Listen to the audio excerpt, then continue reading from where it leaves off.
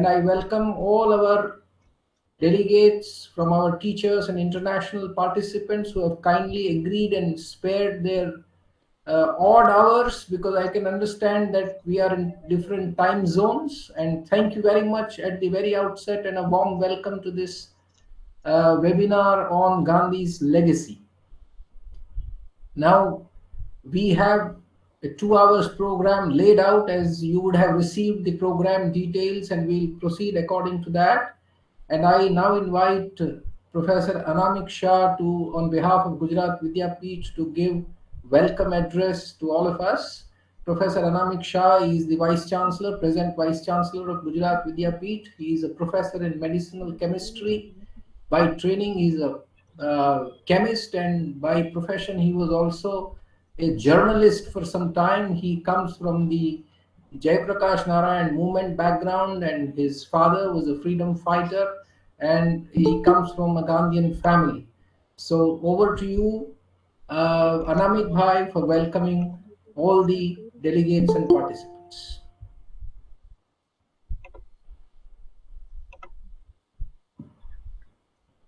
Good evening. Good evening to all of you. I'm very happy that Gujarat Vidyapeeth has arranged a centenary celebration program series wise, and today's international webinar is one of the programs which will lead us for a 2 hour long discussion on Gandhi's legacy.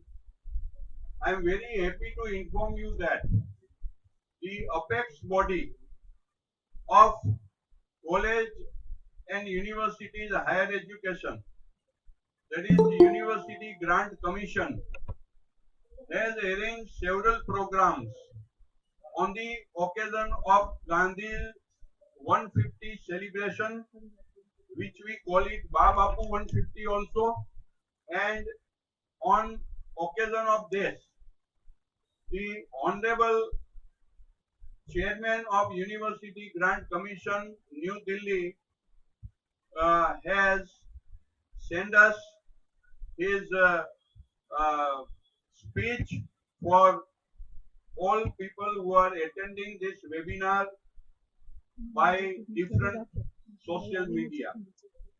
Professor D.P. Singh was 3 times Vice Chancellor of prestigious universities of Bhopal, at Sagar, as well as Banaras Hindu University, the famous university known to all.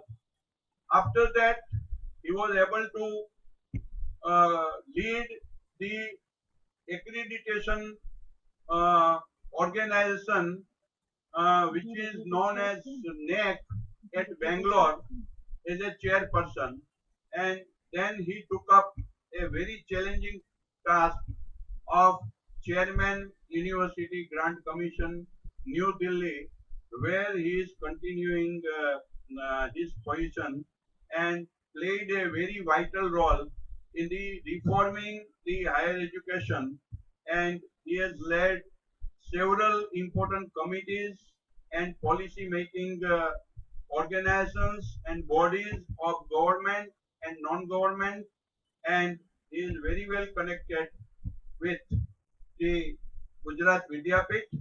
Just last year, he had come to inaugurate All India Vice Chancellors Conference, which was also on the theme of Mahatma Gandhi's thoughts on education. We have also blessings of our Honorable Chancellor of Gujarat Vidyapeeth, Ilaben Bhatt, famously known globally as a chairperson of and founder of Self-Employed Women's Association, and she was Magsaysay awardee, and her uh,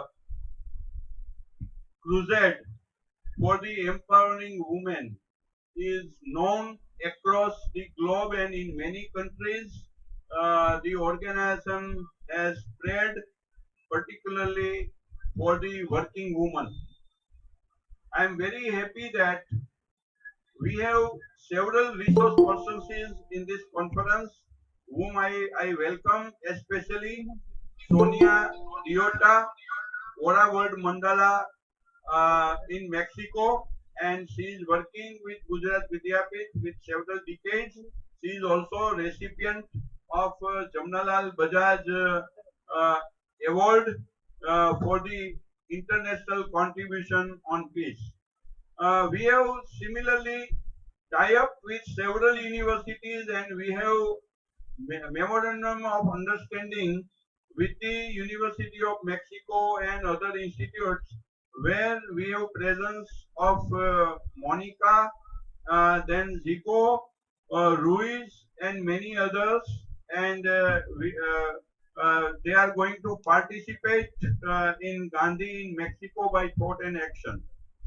Similarly, I am very happy to welcome Professor Prasad Golanapalli, Managing Trustee of Gandhi King Foundation, and along with him, we have a Professor Paul Mesquita from University of Rhode Island, as well as from Soka University of Japan, Professor Isao Soka, and we have Director of Casa De La India, Valladolid, Spain, Professor Guillermo Martin, who has visited last year at Gujarat Vidyapith, and along with this, from Jalgaon, Gandhi Research Foundation's Professor Geeta Dharmpal, who is also a professor, adjunct professor at Germany. So, I am welcoming on behalf of this very important event, and I hope that everybody will participate in this event. As far as Gujarat Vidyapith is concerned, founded by Mahatma Gandhi in 1920, enjoying its centenary year celebration in a long way, but I just want to mention that Gujarat Vidyapith is a multi-faceted institute which is running with the Gandhian tradition.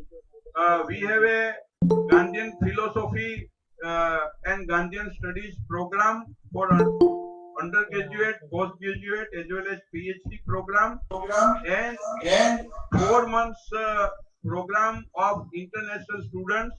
So far as 80 to 85 international students from 18 to 20 different countries have participated in our wonderful program, and due to COVID-19, this program has been uh, postponed to some extent, but along with Gandhian studies, we have a Peace Research Center which was founded few decades back in the centenary year of Mahatma Gandhi, and then in 1971 it has worked as a full-fledged program supported by UNESCO and many other supporters, and this is a flagship department of Gujarat Vidyapith. So again, with this brief note, I welcome all, and I request uh, Professor Sudarshan Iyengar to take up the lead for today's event. Thank you. Thank you very much. Anamik Bhai, thank you very much. And now I uh, request our uh, technical people to put on the speech by Professor D.P. Singh, the chairperson of UGC, who has been very prominently introduced by our Vice Chancellor, Professor Anamik Shah. So I don't have to reintroduce him, it has been done. So I will request Prem to coordinate and play. He has sent a video message. So now we will play the video message and listen to him, and which will be followed by a video message from Ilaben Bhatt, who is our Chancellor. Namaste, Honorable Chancellor, respected Ila Bhattji, Honorable Vice Chancellor of the University, Dr. Anamik Shahji, former Vice Chancellor Dr. Sudarshan Iyengar, distinguished speakers from India and abroad, Registrar of the University Professor Bharat Joshi, faculty members, officials, students, and all the participants. It is indeed a great pleasure and honor to be with you on this momentous occasion of 150th birth anniversary of Mahatma Gandhi, father of the nation. I thank the Honorable Chancellor and the Vice Chancellor of Gujarat Vidyapeeth for inviting me to this solemn occasion. On the auspicious occasion of 150th birth anniversary of Mahatma Gandhi, the Government of India have decided to organize 150 symposia in reputed foreign universities between 2nd October 2019 and 1st October 2020. Subsequently, the Ministry of Education and University Grants Commission requested our universities and institutions of national importance to organize these symposia in various universities around the world. The purpose of this exercise is to widely disseminate Gandhian thoughts and their relevance even in the present time all across the world. I feel privileged that today this international webinar is being organized by Gujarat Vidyapeeth, whose foundation stone was laid by Mahatma Gandhi himself. This is the university where Gandhiji himself held the chancellorship for several years, and Gujarat is the privileged state where our father of the nation was born. Gujarat is not only the native state of Gandhiji, it is also his Karam Bhumi. When one talks about Gandhiji's fight against oppression and exploitation, Kheda Satyagraha of 1918 and the famous Dandi March from the banks of Sabarmati in 1930 immediately come to our minds. Gandhiji and his life have never been restricted as a subject for the elite historians. In fact, Gandhiji's ideals strongly resonate in the Gujarati folklores, so there may not be better place than Gujarat to learn more about the father of the nation. Gujarat Vidyapeeth has been effectively carrying forward the legacy of the core values of Mahatma Gandhiji. So today, through this international webinar, we are expected to have fruitful interactions on Gandhi and his legacy. We all know that Mahatma Gandhiji donned several hats. He was a successful and inspirational philosopher, lawyer, social activist, freedom fighter, educationist, writer, and politician, but above all, he was truly a global citizen. Honoring Gandhiji with the title Mahatma, which means a great soul, is due to his remarkable contribution in advocating the lesson of non-violence to the whole world. Truth and non-violence are the two basic pillars of Gandhian philosophy. Before leading the Indian freedom movement, Gandhiji led a Satyagraha movement in South Africa to fight against racial discrimination, social injustice, and class division. His involvement in the non-violent movement in South Africa had made such an impact that even now he is looked up to as a leader there. Hence, Gandhiji was among the first 20th century Indians, most popularly known outside India because of his philosophy of Satya and Ahimsa, truth and non-violence. However, it has become all the more necessary to invoke his principles and spread his messages in current times of conflicts, violence, and uncertainty. Friends, presently, with announcement of National Education Policy NEP 2020, India is on its path for revamping its Indian education system. This is the first education policy of the 21st century and has a potential to bring a large-scale transformative reforms both in school and higher education sectors. NEP 2020 reflects the Gandhian philosophy of education.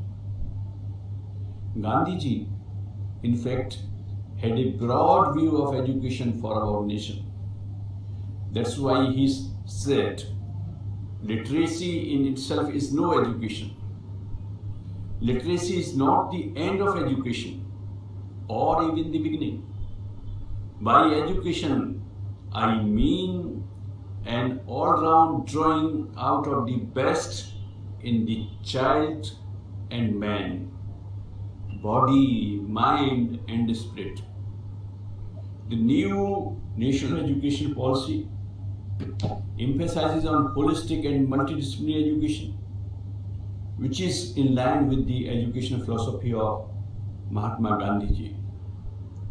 The vision of the national education policy is to instill among the learners a deep-rooted pride in being Indian, not only in thought but also in spirit, in intellect, and in deeds, as well as to develop knowledge, skills, values, and dispositions that support responsible commitment to human rights, sustainable development and living, and global well-being, thereby reflecting a truly global citizen. Every Indian takes pride in the fact that the values represented by Gandhiji have been recognized worldwide.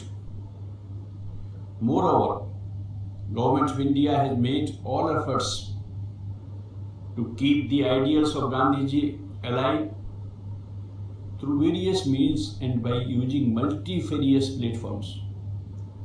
The Mahatma Gandhi Institute of Education for Peace and Sustainable Development in New Delhi was established with the support of the Government of India and is an integral part of UNESCO.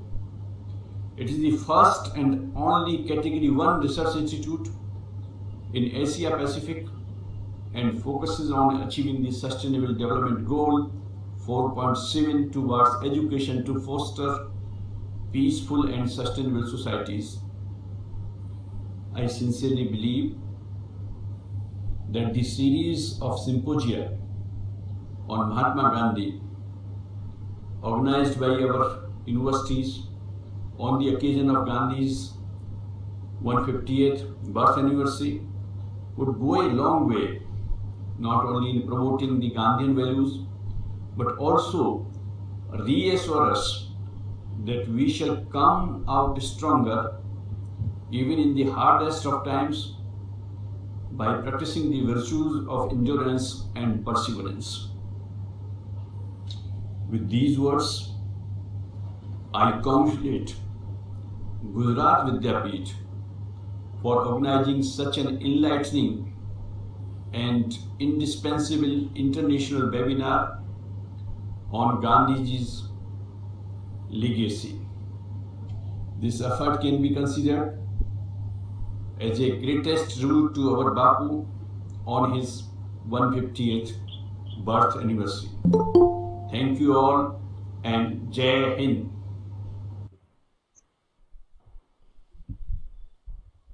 Thank you very much. That was actually the real key message for all of us. He has said it that the legacy that we have to take forward is going to be strengthened by the education policies and the education structure that we are going to build in this country. Not better late than never. I think after 70 years, the new education policy in this country, which was announced very recently, has taken in quite a few contents from the philosophy of education from Mahatma Gandhi. So thank you very much, Professor D.P. Singh, for this recorded message. Though we would have been happy if you could have joined live, but we understand the pressure on your time. Now, may I request our coordinators to play the recorded message from our Chancellor Ilaben, but I must tell the international audience that here is a lady who is the Chancellor of Gujarat Vidyapeeth, who has worked for street, and she has been our guide, and she has the second best civilian award for her recognition by this country. Not only in this country, but she is recognized and her work is on international scale. She was the founder, she was one of the founders of the International Women's Bank, and this was an initiative which was appreciated all around the world, and women as a community have benefited great deal by this humble servant of humanity. So now may I request that we play a message from Ilabe. Hearty welcome to all of you, and it is an auspicious day in a way. This whole week we are not going to forget Gandhi, uh, and Gandhi has never forgotten us. Gandhi is with us and he will be always with us so long as we behave responsibly on this earth. Welcome, Shri D.P. Singh sir. Welcome, Sonia and your entire team. And nice to hope I was able to see you all. So welcome to Vidyapeeth. Welcome to all our the delegates, especially all those who are from different countries. I wish I could know your language a little bit, but unfortunately we are far away. I can't see your face. Anyway, today's we talk of legacy. So let me say honestly, openly, what I feel about Gandhi and his legacy. But main thing is that Gandhi is with us and will be with us so long as we are on the right path of peace and non-violence. Let me, talk directly, because I have written down what I want to say, so that it will be exactly precise, hopefully. There are infinite stars in the sky, and maybe enough for each one of us to pick your own. Gandhiji's simple but profound ideas are enough to go around in this life. If each of us can pick one or two, there is such a vast plethora of wisdom in what Gandhiji said, what he wrote, what he discussed, what he practiced. So I wonder in the beginning that is there a need for us to find a single common concept or idea or a thought from his legacy? No. Each idea leads to the other, and every idea leads to peace, world peace. I would say to peace and also reconstruction in a very responsible way. But whatever we do on this earth, that leads to peace, that leads to nurturance. Gandhi is there. Gandhi otherwise also he is there. But when we do some meaningful action, he is there with us. We have confidence. To me, the Gandhiji evokes the spirit that swayed us. Even when we were in primary schools, that was the atmosphere. I'm talking of my case. By the time we came to the college, we were all, in many ways we were all filled with Gandhi's ideas, but mainly what we call Swaraj. Swaraj, Swadeshi. You know it by now. We had a clear goal in our minds that we must serve the nation, and we interpreted in the way we knew best, according to our age, experience. There was no fear, no restriction, no guidelines, but the Gandhian path of ideas and the ideals, his ideals that led us to our goals. That was the path.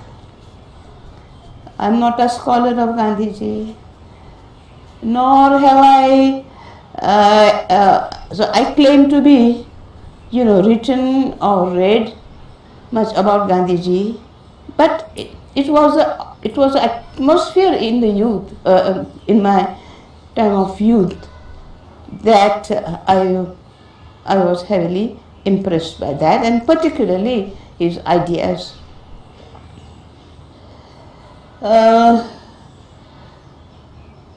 In the last few decades, the world has been going giddily towards what has been thought to be development, capital D, development.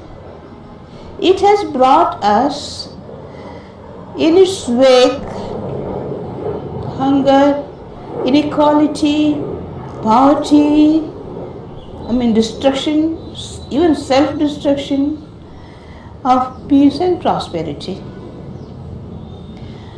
But now with pestilence, the pandemic, towards what has been, or rather let me put it this way, that I was talking of hunger and inequality, but now with this pestilence, the pandemic has stopped us. Yeah, I would say it stopped us on the track, on whatever path we had taken. We have to stop in the sense that we have to think, wait for a while.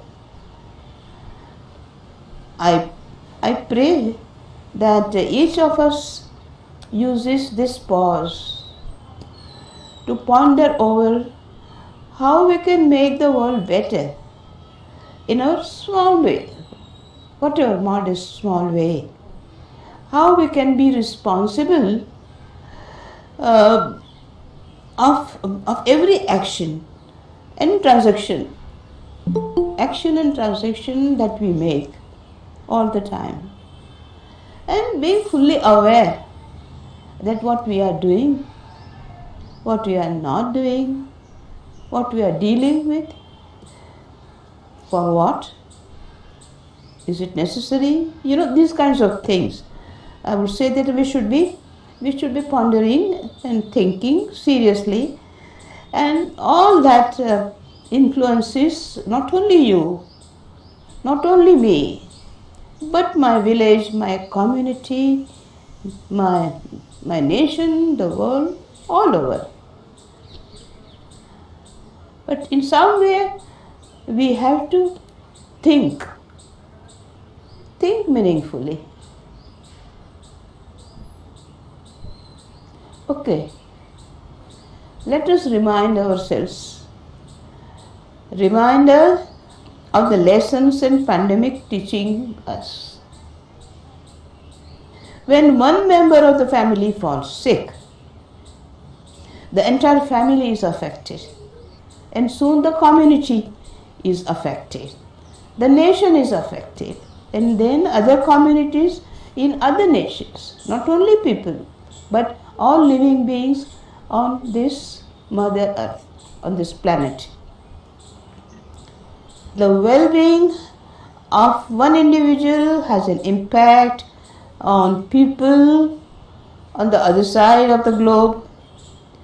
This is true of every action of ours. What we eat, what we buy, what we think, what we do, all that what we do has repercussions and repercussions that we should not forget. And those repercussions and reverberations on all life on this world, that we fail to think. It is this also, I call it Anubandha, that is interconnectedness, meaningful, responsible interconnectedness. It's a Sanskrit word, Anubandh, but it is used quite common, and I'm not able to translate it.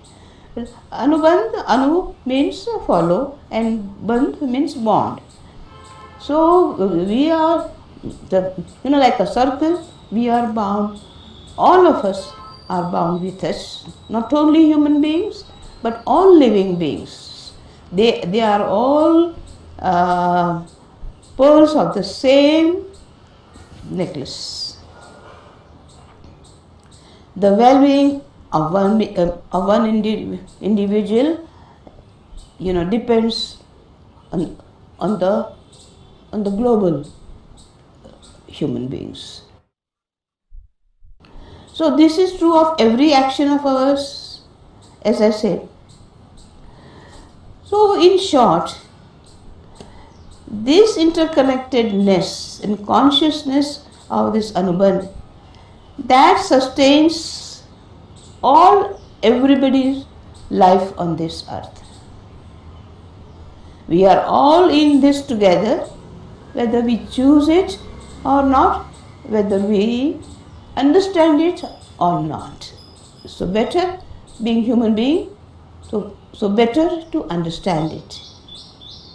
My hope and prayer is that our sense of Anubandha will guide us towards path of communities that are local, sustainable, and in harmony with the natural environment.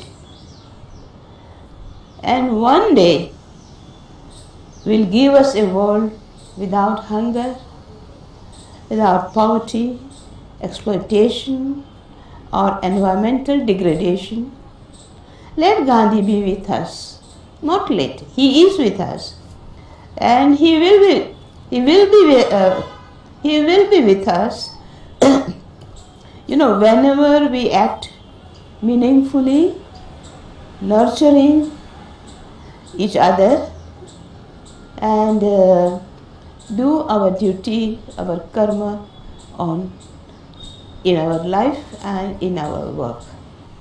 So my prayer is that, and my faith is that Gandhi will show us the way. He has been showing us the way and guiding us towards a path of nurturance, a path of communities that are local, sustainable, in harmony, with not only with our communities, with our people or our well-beings, but with everybody on this planet.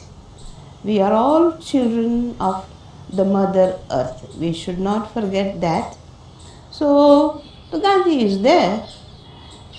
Let Gandhi be with us, we pray.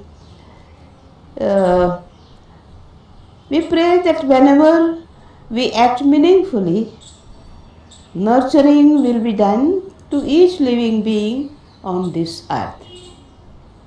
Let us say we are all one together on this planet.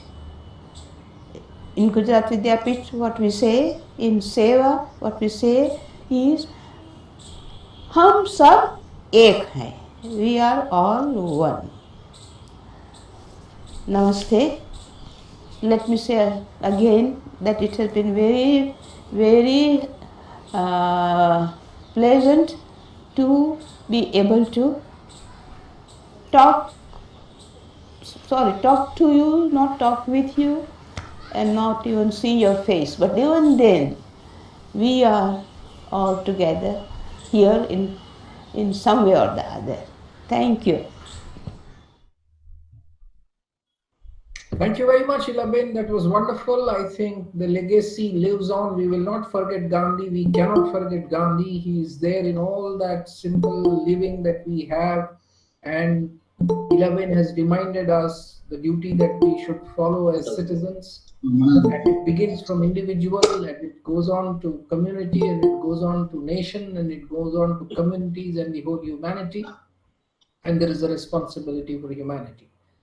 We have exceeded our time already because of these wonderful messages. So there was no way of containing that because both the messages were very important for us. Now I will invite our Mexico team to come in, led by Sonia Diotto. Sonia is a wonderful person who just walked into Gujarat Vidyapith one day, years back, maybe some 15 years back, and then she has never walked out of Vidyapith. So she's a Vidyapith girl lady sitting, I must say now, lady sitting in Mexico, and she's doing wonderful work there with Aura World Mandala.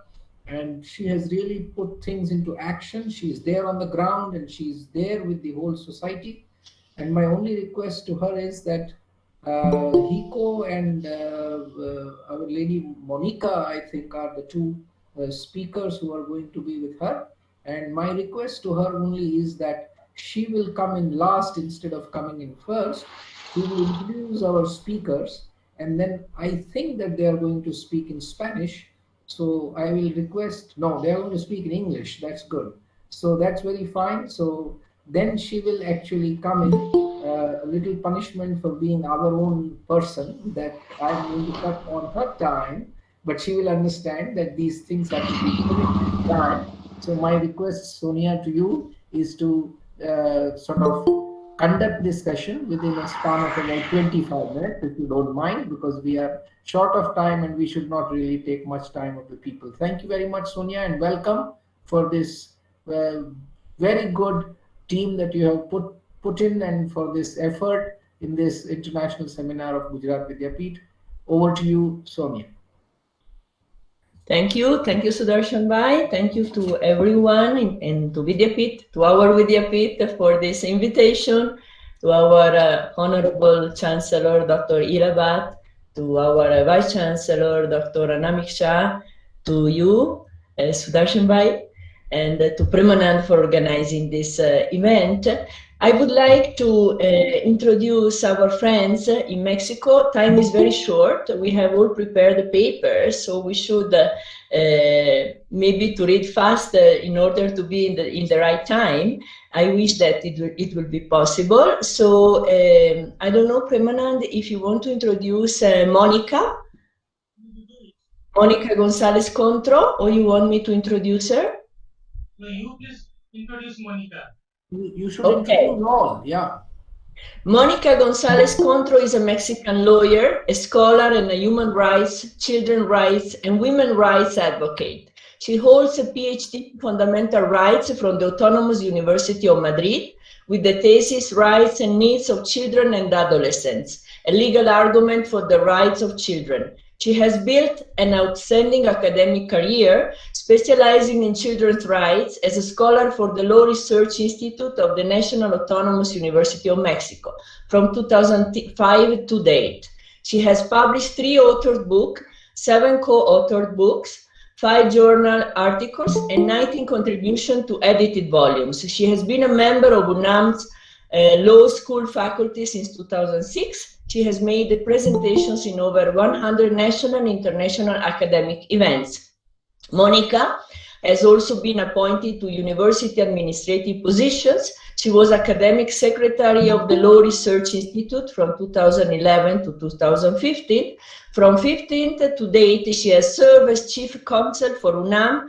In this capacity, she has spearheaded the design and implementation of a university-wide protocol to manage and reduce gender violence. So Monica is a very, very important alliance and friends for us, for our movement. So we are really very grateful that you can be here. Please, Monica, go ahead with the presentation. Thank you very much. Hello to everybody. I'm very grateful for the invitation to this international webinar on Gandhi's legacy. Thank you to Sonia Deotto and Bharat Vidyapith for this invitation. I'm going to talk about the women's fight for equality in Mexico and Gandhi's legacy. The women's fight for equality has been one of the most visible political agendas in Mexico in the past few years. This claim has presented itself in many ways: political parity, equal pay, access to managerial positions, women's economic empowerment. But the most widely known demand has been against gender-based violence. It is difficult to deny its necessity and urgency. Sexual harassment, rape, and femicide have reached alarming rates. Several recent events are proof of these demands, particularly this past year's demonstration on March the 8th. About 80,000 people, mostly women, protested, myself included. In the past few days, a group of women seized the National Rights Commission headquarters as means to demand attention to femicides and gender-based violence across the country. The occupation was echoed in several states, including violent responses from local authorities. Many of these actions are inspired in the idea and practice of civil disobedience. With this complex scenario, with not foreseeable solution, I would like to put forth how Gandhi's teachings may contribute to this issue. Specifically, I would like to talk about how his constructive program is an essential component of civil disobedience itself. In order to do this, I will retrieve 2 fundamental concepts of Gandhian thought: ahimsa and purna swaraj. What I intend to do is define these 2 concepts, arguing the need to create a constructive program in Mexico in order to achieve gender equality and eradicate violence against women. I will later propose 5 basic axes to create a constructive program to address inequality and violence. I believe it is of the utmost importance to bring these concepts into the Mexican context, where non-violence and civil disobedience are not fully understood and poorly applied. Ahimsa and purna swaraj, non-violence and complete self-rule. Ahimsa means non-violence, but this is a profound concept that goes beyond the absence of violence. It is harmony in a diverse context. Back in Gandhian India, it meant a harmonious environment in a diverse context, both cultural and religious. I believe this can be adopted for today's Mexican reality. Even though there seems to be no deep religious differences in Mexico as India has in the first half of the 20th century, we witness today great political cleavage and polarization. Today, context divides communities, families, and people. We have different issues, but they are nonetheless quite challenging. Some examples are divisions among men and women, particularly in the younger population. Many young feminists that identify themselves as separatists are claiming for separate spaces to safeguard women's right to physical integrity, assuming coexistence is impossible. Another example of Mexico's painful fragmentation can be seen in the destruction of social fabric by organized crime. Many communities have decided to create self-defense groups due to the government's inability to guarantee minimum security. To this, one must add a state of structural inequality, both social and economic, the exploitation of humans and nature by big transnational corporations, and a political polarization fostered to a large extent by the president's speech of division of Mexicans in we versus them. Purna Swarai implies independence as complete self-rule. According to Gandhi, the constructive program is the truthful of non-violent way of winning Purna Swarai. Its whole self-fulfillment is complete independence. That is why, as Gandhi says, training is necessary as well for civil disobedience as for armed revolt. Gandhi points out the risk of a so-called independence with no constructive program, because without true self-sufficiency, a domination is merely substituted by another. He also points out the need to build skills in community for independence and interdependence. This makes us reflect upon the dangers of fighting for women's rights without Purna Swarai. We may substitute the patriarchal dominance with other systems that may integrate women, but that does not necessarily contribute to equality and the eradication of violence against them. We face the risk of reproducing a patriarchal, individualist, violent, predatory, and consumerist logic.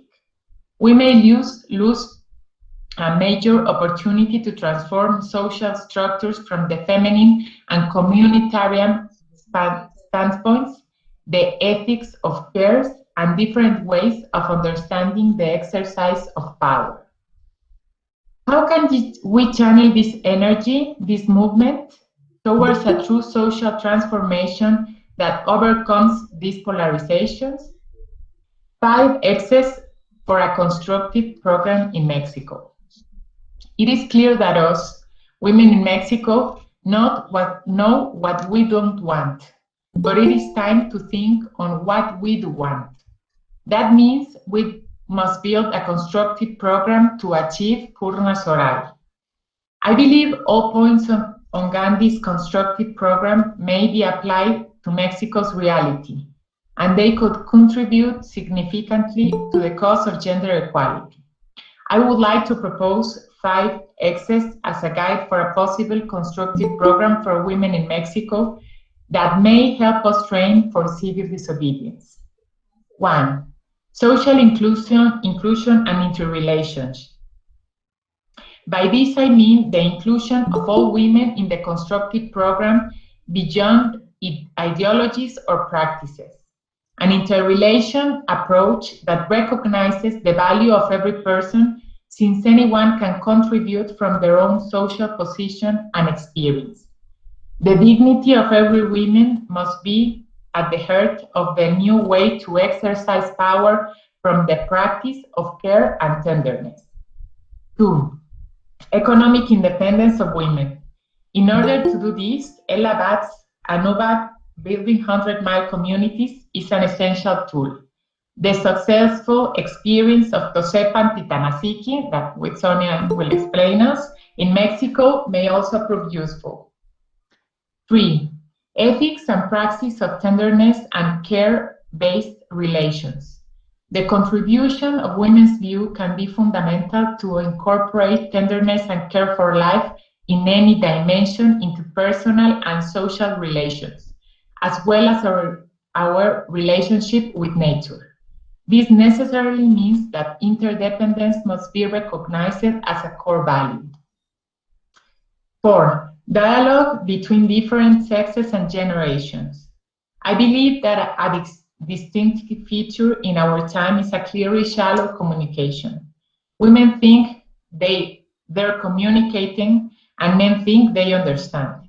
This is a dialogue based on experiences with a restorative justice approach can result in the search for solutions that modify social practices and lead to a new social structure based on equality. This dialogue must take place within the community, but it also needs to be addressed among authorities. 5. Social fabric restoration. Mexico's social fabric has been deteriorating for many years now, mainly due to public safety issues. In order to restore this fabric and reconstruct communities, public spaces must be recovered.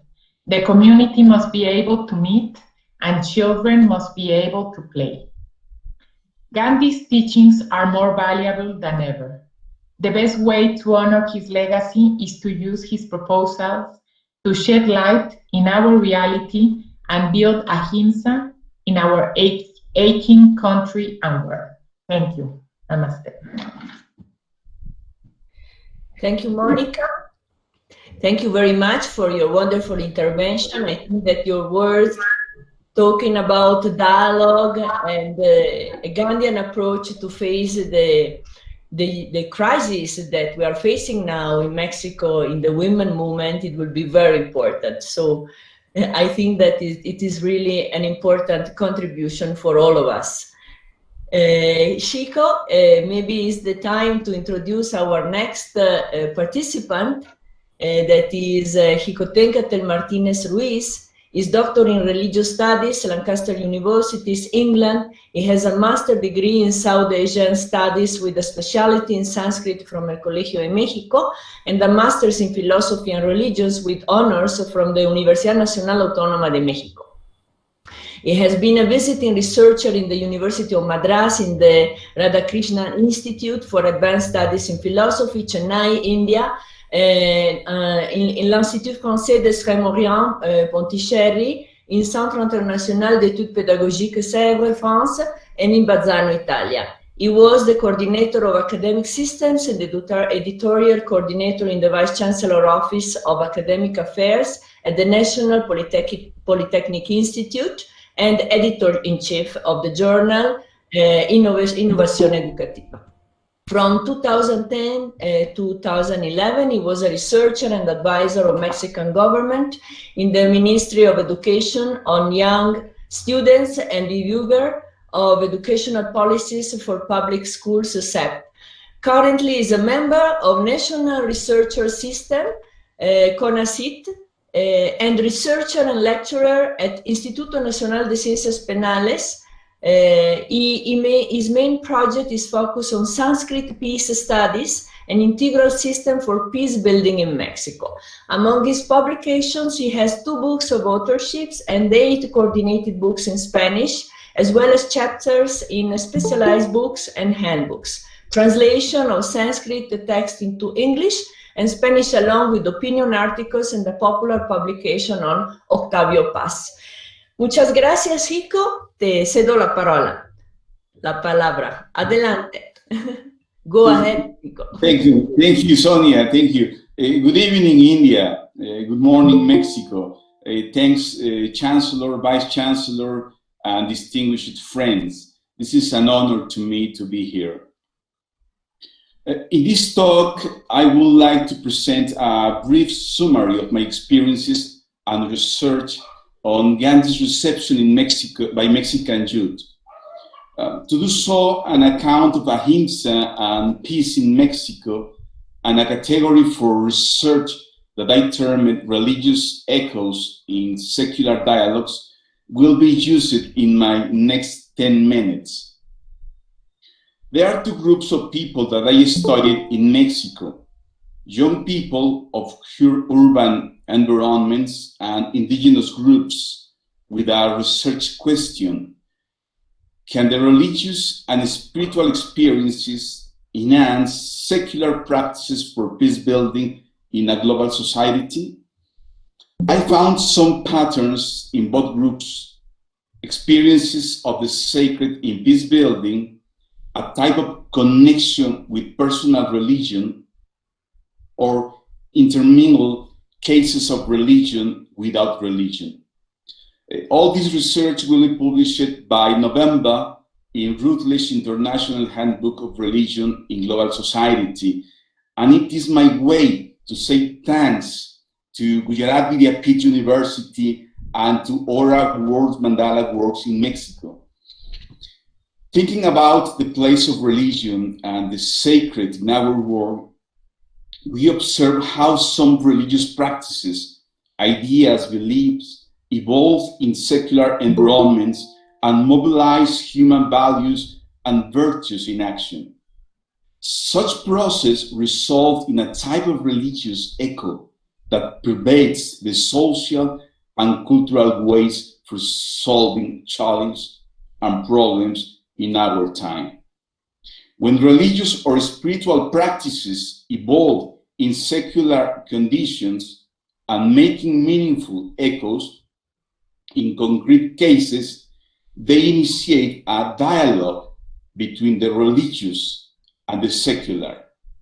This dialogue between the religious and the secular enables flexible ways to support, adopt, and apply ideas, beliefs, and experiences from Indian context to respond to social changes and current problems. Dialogue potentially establishes a constructive agreement between religious and between the religious practices at the heart of secular needs. This simply means that religious echoes in secular dialogues don't imply the disappearance of religions, but the resignification of ways for experiencing the sacred. I saw this by interreligious studies and approaches to spirituality.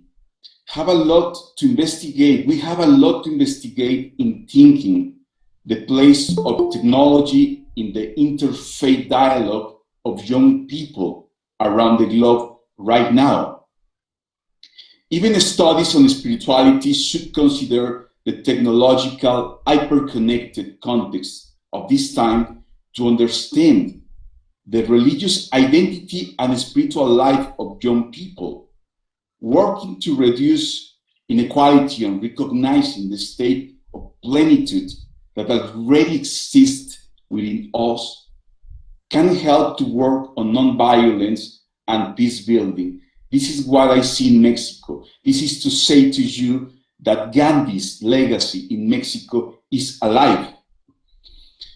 The proposal that I offer for consideration here is the persistence of ahimsa from Gandhian background to be interpreted in secular context in Mexico. This is to say, what is the message of Gandhian ahimsa for the youth today? How can we achieve a culture of peace that a young person longs for? How should we consider it from the perspective of necessity of contemporary youth, not just in Mexico, around the globe? Ahimsa, in the case of Gandhian events for young students that I saw in Mexico, or the alliance between TOSEP Cooperative Union and Ora War Mandala, both are examples that demonstrate the desire for non-violence in young people. In both cases, we saw the victory of ahimsa, an emphasis on mental equanimity, detachment, non-violence, truth, creativity, imagination, and the arts as expression of what has been learned. To this end, the yearning for peace was considered the point of departure in the secular process in Mexico. Meditative practices began by acknowledging something that already exists in the human being. Should not such experiences perhaps be a right for the young people of our times? Right now, it is worthwhile to question to which kind of citizenship and spirituality or religiosity we expect young people to construct, and which are promoting with our current social models or ideas on global, plural, and interconnected societies. Such questioning should be studied in the light of realities such as the impact of pandemics, artificial intelligence, unemployment, and the future. Youth and the digital technologies constitute a web of contradictions. We know that, but they don't necessarily cancel each other out. They are involved in an exchange power capable of transforming religious and spiritual life, and yet religious echoes reveal that a different form of human existence is completely possible in global society today. Then my hope is this: children and youth can work for peace building and freedom in our world. I saw that in cases in Mexico. Our time requires new paths to generate specialized and refined knowledge that critically evaluates the imposition of youth on youth of lifestyles guided by standards of consumption. What I mean is that we need to nourish human development for modern youth through paths that are not entirely guided by economic rationality or by noisy hypercommunication.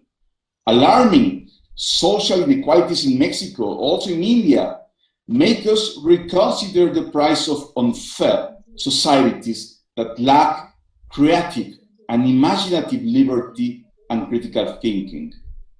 The practices of ahimsa by Gandhi constitute the most relevant project of peace building in the 20th century, whose persistence carries over into our century.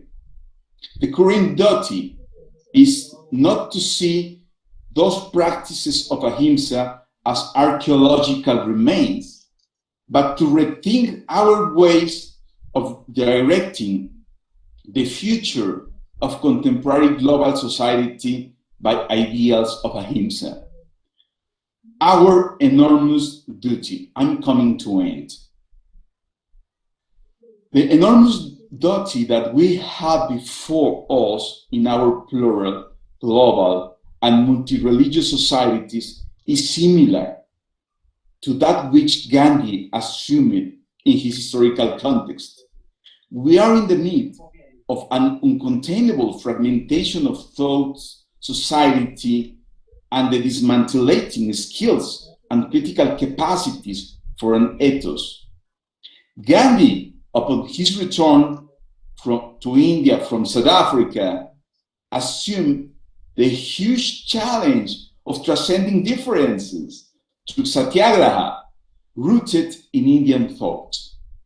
This leads to an ancient, simultaneously contemporary search. The search for truth and knowledge is also Gandhi's legacy in Mexico. This is not historical and conceptual academics. This is reality that I saw in my country. This means learning and recreating the lives of sages of ancient religious and spiritual traditions of India. Truth and knowledge appear to young people, perhaps as glimpses that will allow them to reach higher goals. One of these, which can no longer be postponed, is to create a society that strives for non-violence and peace. It is a society that upholds human dignity, equality, and the integration of spirituality in everyday life. In such scenarios, Gandhian ahimsa can be nourished as a method for peace building in our current global societies. For the coming decades, religious echoes then are bridges that today help us about the free fall toward estrangement and dehumanization in our societies. Thank you very much. Muchas gracias. That was wonderful, Ico and Monica. Packed in 10 minutes, the real legacy, living legacy in Mexico. And thank you, Sonia, for organizing these two small lectures. I have one homework for you as your old teacher.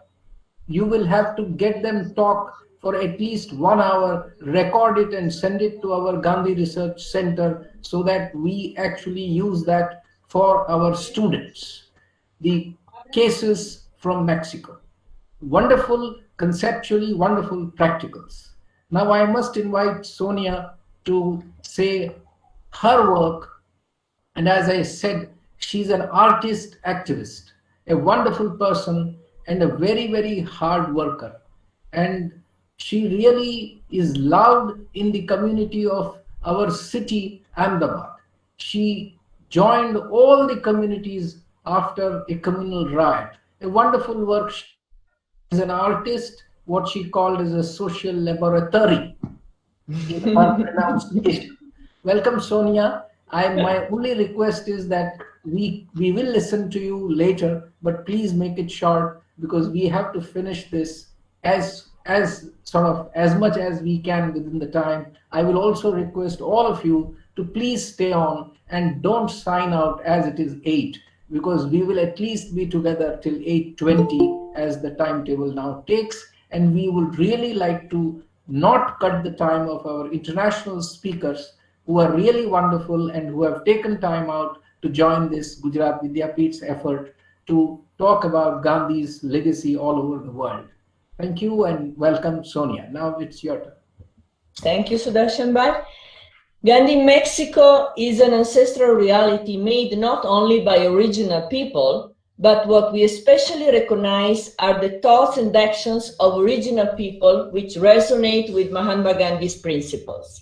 I'm not talking about a romantic vision of the ancient wisdom because, as Bapu said, truth and ahimsa are old as the hills. In Mahatma Gandhi's constructive program, the non-violent guide of action to achieve independence, people's talents, knowledge, and culture are dignified by the common aspiration of Sarvodaya. Despite this aspiration belonging to the human essence, we have forgotten its values. We haven't ceased to make wars, to exploit and destroy Mother Nature and behave like predators.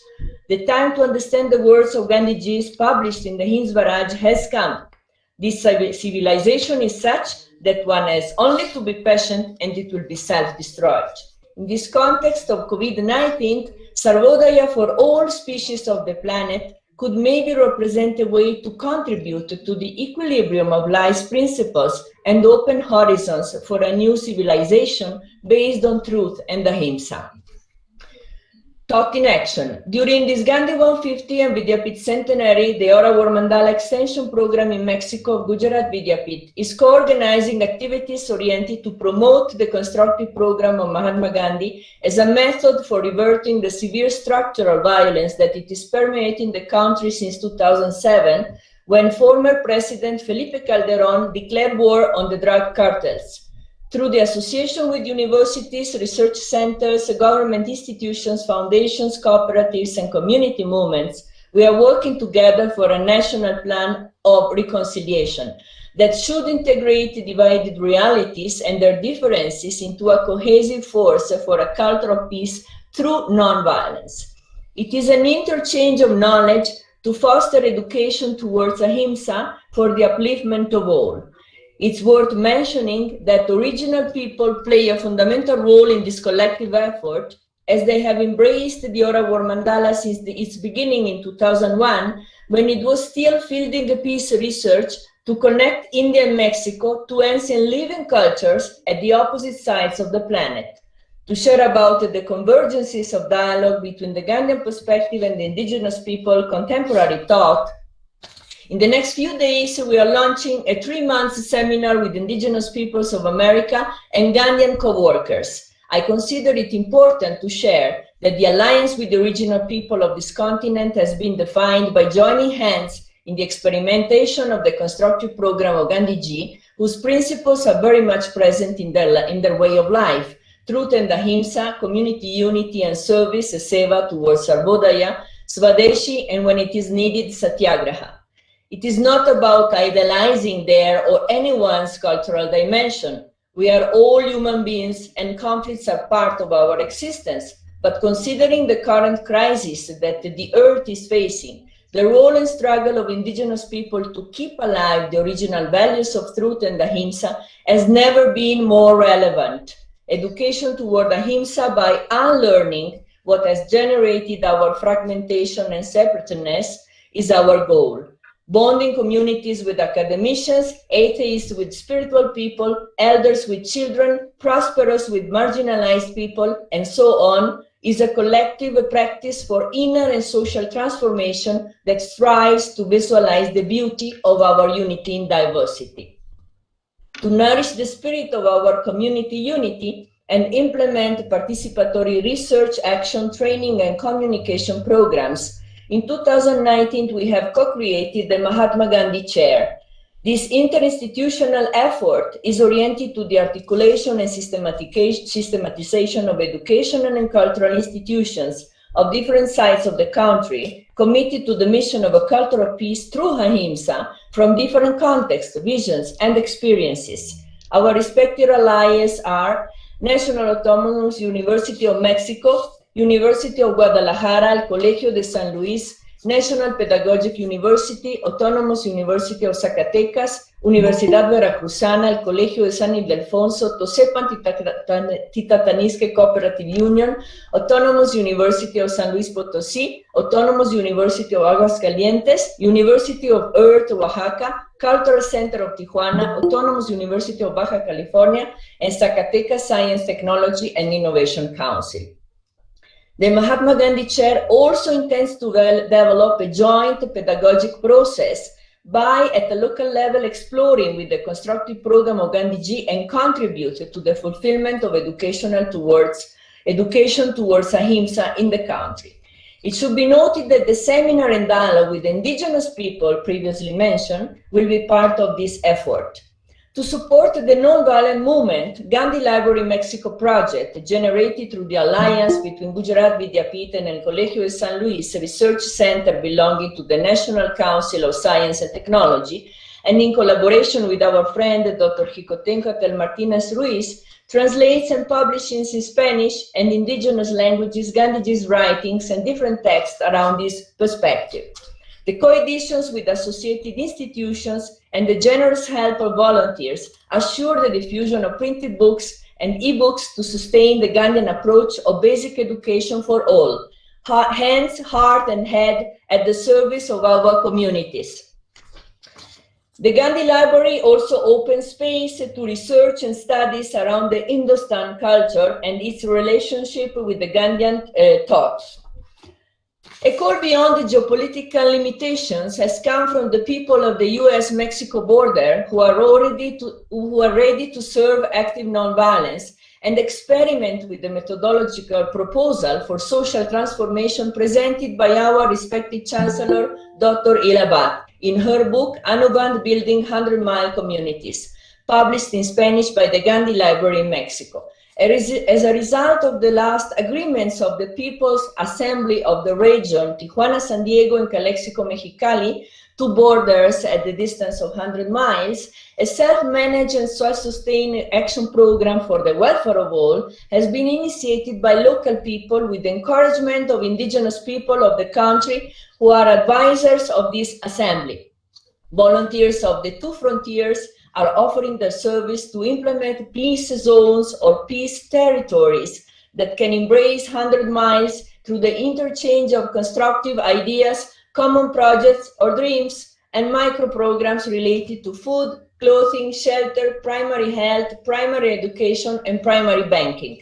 This peace journey is a long-term program that requires commitment, vision, and enthusiasm from the different members of the People's Assembly, indigenous peoples, students and professors, workers, farmers, different religions representatives, human and civil rights activists, environmentalists, artists, and scientists. A Mexican counterpart we can relate to Anoband is the Tosepan Titatanisque Cooperative Union, in Nahuatl language, United We Will Win, an indigenous farmers movement that for over 43 years has worked for the upliftment of all. Its name, therefore, is a statement that embodies the process of cooperation uniting the Nahua and Totonac peoples in the eradication of material poverty in the face of social economic injustice. Thus, the implementation of constructive works developed over the years by the cooperatives and the creation of a local bank became a tangible hope for the rebuilding of a new and just society based on the needs of the people. The alliance with the Tosepan Titatanisque represents a new turning point for the Ora War Mandala. The cooperatives have become our national hub for the training process on the constructive program, and at the same time, the Tosepan has also adopted the constructive program as a studies module for the training of youth. To conclude, I don't think it inappropriate to remember the historical 2011 visit to Mexico of the Gandhian delegation led by Sri Narayan Desai and Sushri Radhavat. It was the 70 years since the first publication of the constructive program, its meaning and place. Thanks to this Gandhian delegation, we have learned that this guide of nonviolent action is our path of education towards a culture of peace through nonviolence. We are many who believe that if we are united, we will regenerate Mahatma Gandhi's spirit as one community. Thank you. Thank you very much, Sonia. That was a real rapid reading. You could have, I could have given you more time when it is permitted, of course, but thank you for covering whatever we have been doing as Ora World Mandala and Gujarat Vidyapeeth together in Mexico. Time for me to invite Professor Prasad. He's known to most of us here, but for the international audience who have some less acquaintance of him, he's a peripatetic professor who keeps moving from India to US to many countries, and he is the managing trustee of the Gandhi King Foundation India, and he's also coordinator of the King Institute at Stanford. And he keeps his scholarship alive by visiting many universities and talking about Gandhi. So now he has coordinated together speakers for us, and they will join us. They have already joined us, and I welcome it. So I will request Professor Prasad only to introduce them well, because he would do that job well.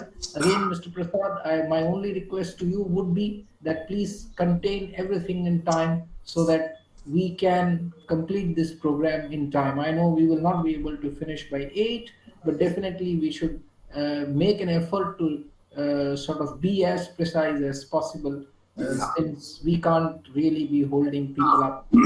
Thank you. You can give me the outer limit for that.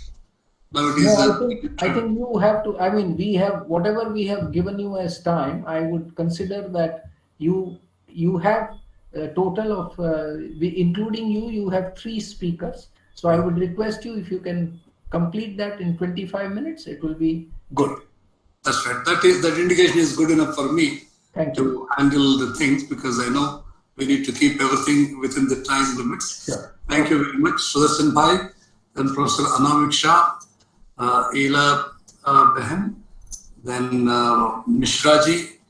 It's extremely a great feeling for me to be associated with Gujarat Vidyapeeth. I had been associated for a long time, and Gujarat Vidyapeeth, Sarva Seva Sangh and Sevagram Ashram, they're like the key and emotional attachment I have with all these Gandhian institutions. And I'm also having some Mexican connection now that Sonia came with a couple of good speakers. I was there in Mexico last year to attend the Nobel Peace Summit. And that was a wonderful experience. And from there, on 2nd of October, Gandhi Jayanti, we are getting a Nobel Peace Laureate to speak with us in the Gandhi King Foundation. We are also getting the Nobel Summit's president. She is also coming.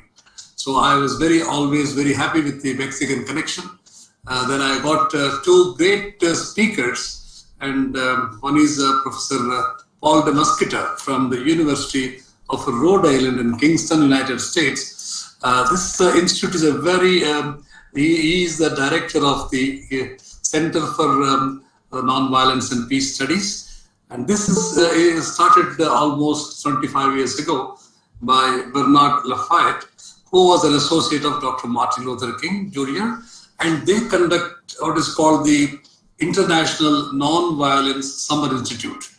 And the participants come from all over the world. So in the last 25 years, they must have trained almost about 1,000 people who are very active in their respective countries, taking up different causes.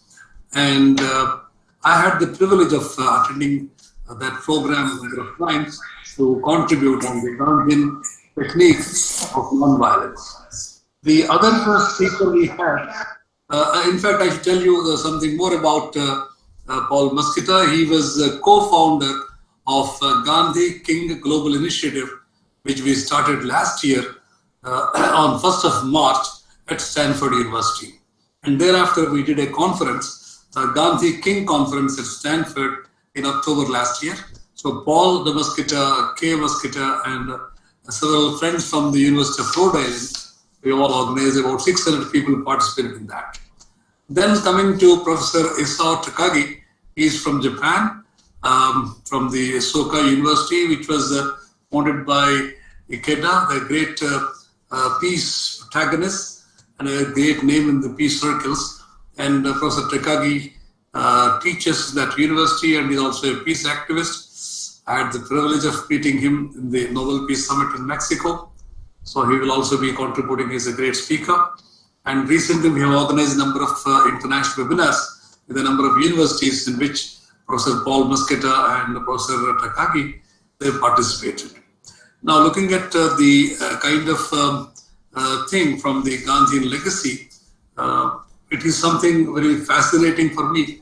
Whenever I think about Gandhi, always my question goes to how this man arrived at that kind of conclusions. Always, it had been a mystery, I would think, because normally we do not tend to go to the fundamentals of our lives. And so when I see the legacy part of it, the specific points I come across or I think is, of course, many people did talk about the spirituality of Gandhi.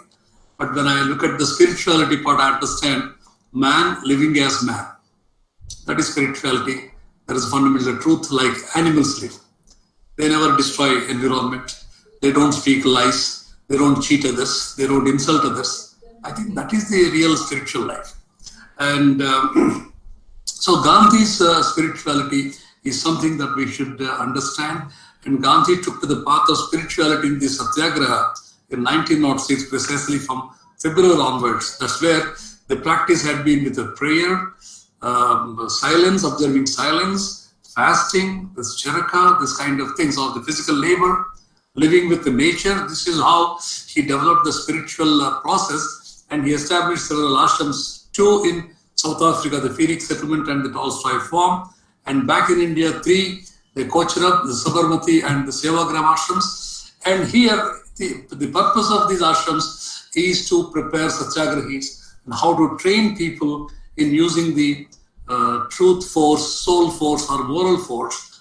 And it is also for peacetime activities. Gandhi really led in his life during in India just three major movements: the non-cooperation movement, the Dandi Satyagraha and the Quit India movement.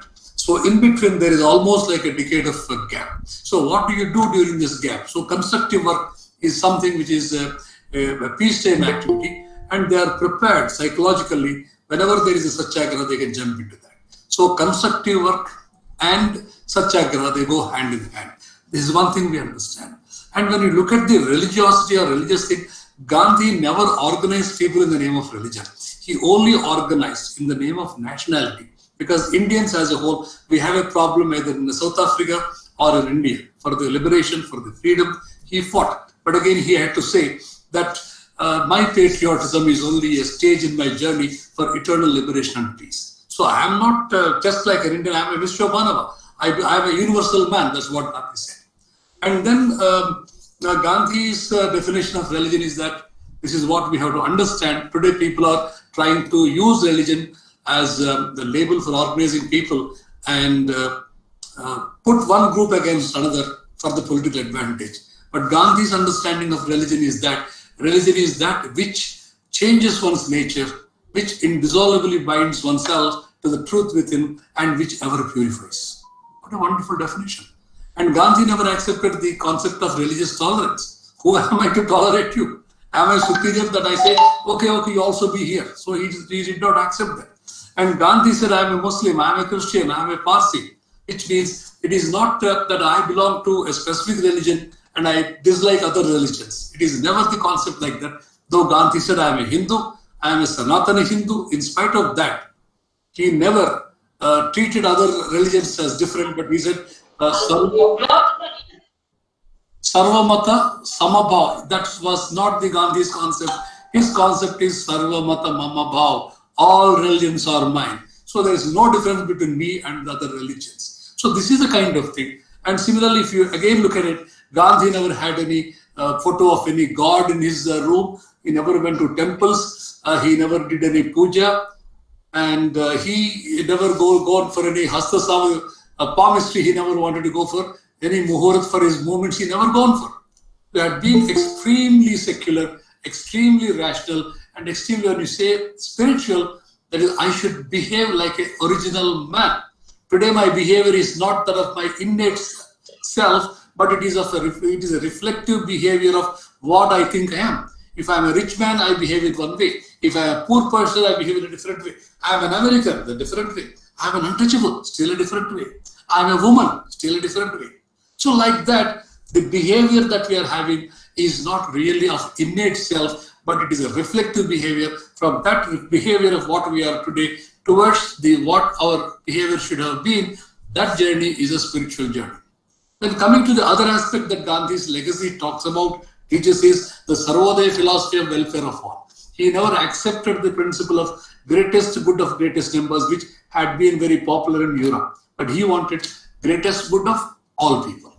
No compromise on that. So which means Sarvodaya means again equality of all people.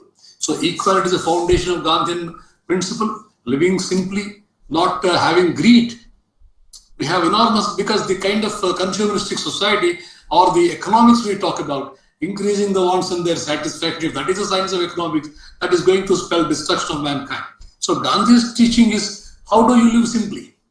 And the Mother Earth has enough for the needs of everybody, but for not the greed of anybody. Gandhi distinguished need versus greed. Therefore, we have to be content with the needs, and for that you got the Swaraj Gandhi talked about. How do you live? What are the limits to your existence? That is, when you are coming in contact with your fellow human beings, the subhuman world, the animals, birds, etc., and even the non-living world, the oceans, the hillocks and the forests, everything. How do you conduct with them? What is your relation with all these?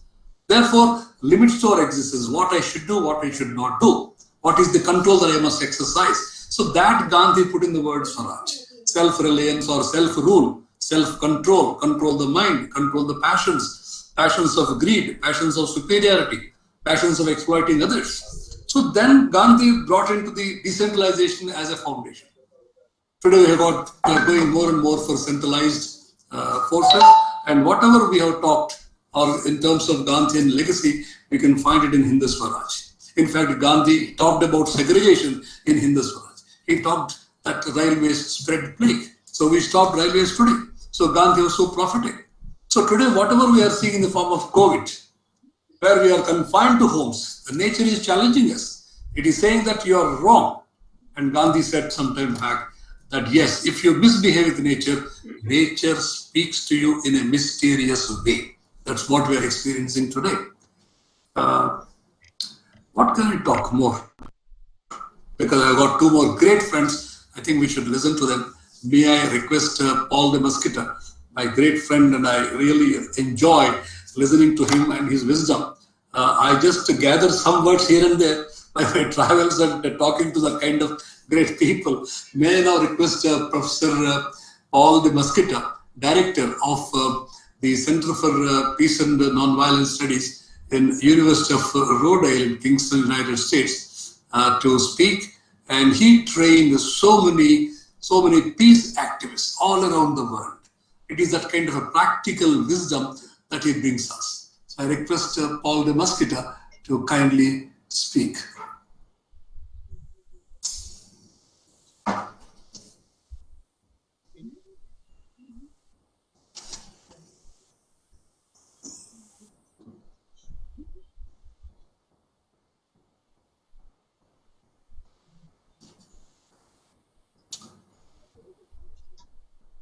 Paul?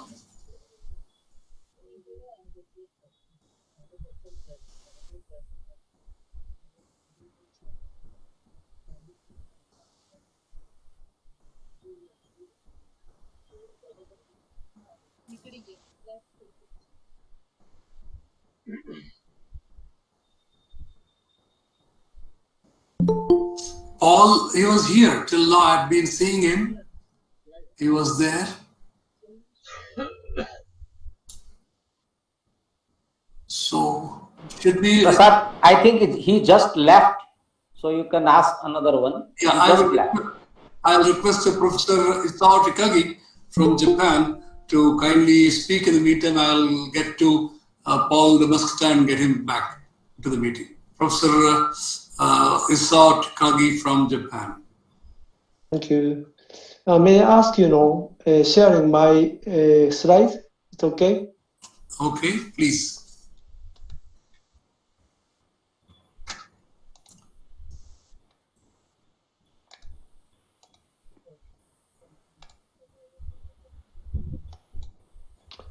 Okay, thank you very much. It's a very honor for me to participate in this international webinar. My focusing on Gandhi's spiritual legacy and the idea of Bodhisattva in Mahayana Buddhism and Soka philosophy. Yeah, I'm Isao Takagi from Japan, Soka University. Soka means value creation. This is the Soka University's campus. Okay, and also we have, Rabindranath Tagore statue also.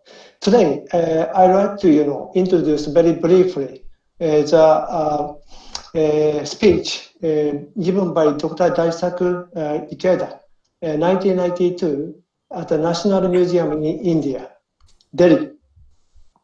Daisaku Ikeda, pointed out, so Gandhi's spiritual legacy as one of, humanity's priceless treasure, following 4 points. First one, optimism, is absolute trust in humanity and relentless and unshakable hope for the future.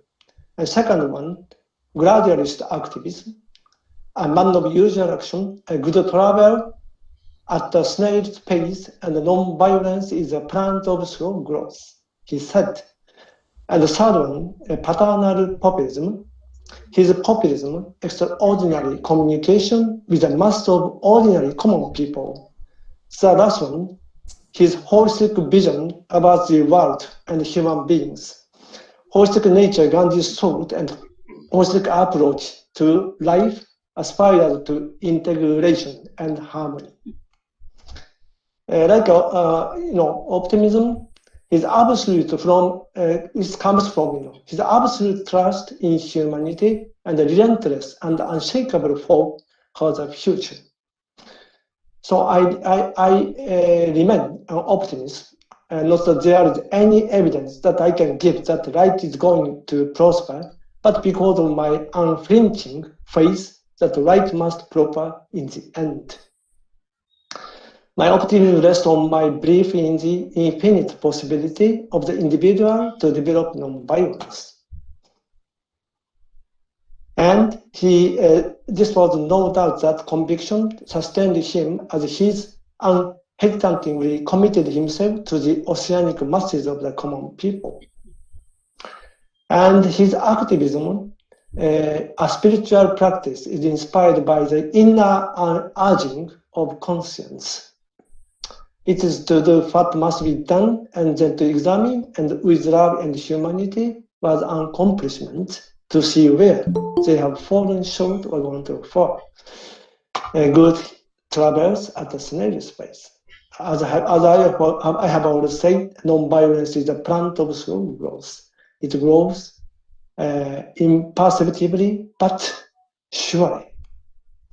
Paternal populism, why should he said, God truth, choose me, an imperfect instrument for such a mighty experiment? I think he deliberately did so. He had to serve the poor, ignorant millions. A perfect man might have been their despair. When they found that one with their failings was marching on toward asima, non-violence, ahimsa, non-violence, they too had confidence in their own capacity. Ikeda said, some Gandhi's attitude toward the common people strikes me as bearing a profound relation to the Bodhisattva, which is at the core of Mahayana Buddhism. And Gandhi's holistic vision is, the whole gamut of man's activity today constitutes an indivisible, indivisible whole. You cannot divide social, economic, political, purely religious work into water-right compartments. I don't know any religion apart from human activity. It provides a moral base to all other activities, which they otherwise lack, reducing life to a maze of sound of purely signifying nothing. Soga pedagogy is based upon Buddhism in Japan, value creation philosophy based upon Buddhist philosophy, and Soga pedagogy is initiated by Tsunesaburo Makiguchi. He arrested during World War II and died in jail. The second one was also, Mr. Toda, also arrested in jail. But fortunately, he relieved after World War II, and he moved again. Soka philosophy movement. And the third one, third president, philosophy taught the founder Soka University, the third president Soka Gakkai, Daisaku Ikeda. Philosophy of value creation. Okay, let me skip, to the, and Dr. Ikeda, based upon his concept of human beings, what is global citizens? And based upon Bodhisattva, wisdom to perceive interconnectedness of all life and living, and the courage not to fear, deny a difference, but to respect and strive to understand people with different cultures and to grow from encounters with them. The third one, compassion, to maintain imaginative empathy that reaches beyond one's immediate surroundings and extends to those suffering in distant places. In Buddhism, such a person, we can call Bodhisattva. A Bodhisattva ideal is significance. A Bodhisattva ideal, the Mahayana Buddhism, the core ideal, and Nichiren Buddhism and the Soka Gakkai International. A Bodhisattva is literally a living being, sattva, who aspires to enlightenment, both for him or herself and for others, with a profound faith in the inherent goodness of people. The concept of a dependent origination, This is a very important concept of Buddhism and rooted in Indian tradition and legacy. All beings and phenomena exist or occur only because of their relationships with other beings or phenomena. Everything in the world comes into existence in response to causes and conditions.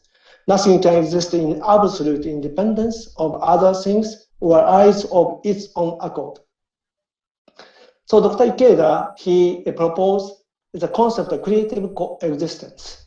While enemy, contradiction, and discord may seem to be unavoidable aspects of relations between humans, our individuality and character will shine with a brighter beauty to the extent we preserve, persevere, and transform these conflicts. It is through his process of forging our own character that bonds between people can be restored and rejuvenated. Okay, Bodhisattva 5 important. Who views the world as the dependent origination of all beings.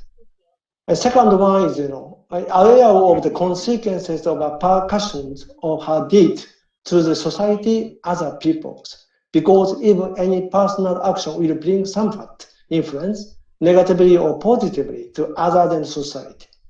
The third one, Bodhisattva has a firm belief in the goodness of all human beings. This is a Buddha nature. Cultivation of the human goodness is achievable only among the interpersonal relations and society. Lastly, the above behaviors practice Bodhisattva embody Buddhist humanism. This is, some schematically I expressed, my Dr. Ikeda's view on Bodhisattva and global citizen, view of human nature, innate goodness and every lesser self and greater self, and view on the world, interdependence, interconnected, all existence, and wisdom, compassion, courage, three qualities of Bodhisattva will lead towards humanistic and sustainable global community. Thank you very much. Thank you very much for your attention. Thank you, Professor Takagi. Thank you for a wonderful, you brought in even the Bodhisattva's context here to talk about Gandhi's legacy. I think all great people spoke the same thing. All great legacies are one and the same. In fact, we try to create differences, which is our extremely limited narrow-mindedness. So I don't find any difference between Jesus and Gandhi or between Mahatma or Muhammad. So now we have Professor Paul Muscat. I'm sorry, Paul, we had to, there is a problem from your side. So I just requested Takagi to speak. So you kindly take the presentation. Thank you. Yes. Thank you. Okay. Thank you very much. Greetings to everyone. My apologies for losing contact with you. As you may imagine, we here at the university are working remotely, and so I am speaking to you from my home. We have some stormy weather, and sometimes the trees create problems with the power and the internet, and but I'm so happy that this immediately came back and I was able to join you again. Thank you very much for inviting me and allowing me this opportunity to speak with you today on this very important occasion, Jayanti, to honor the great Mahatma Gandhi and his ideas. I will try to do some presenting here, if I can. Yeah, please.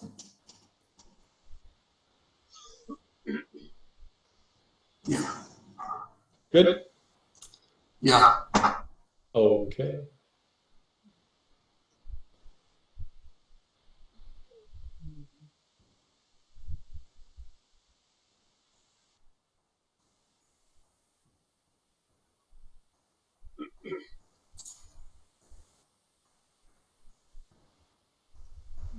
Yes.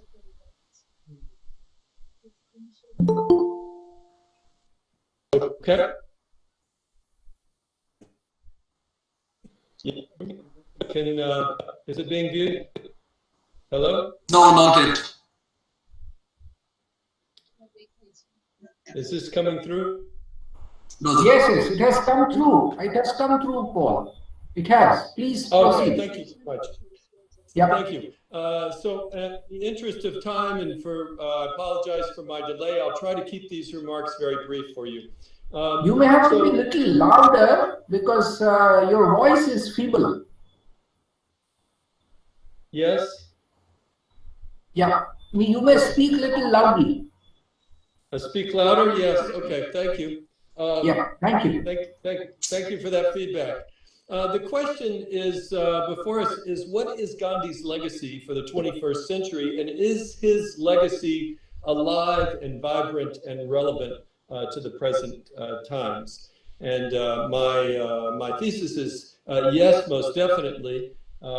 Let's start with a basic legacy that I believe we have from Gandhi, and that is the power of dreaming, the inspiration of what it is to actually dream and think creatively. As a child, I've told this story many times, I had a dream to purchase and to have a large red bicycle. And of course, through lots of hard work and patience and over time, I saved my money and I had that.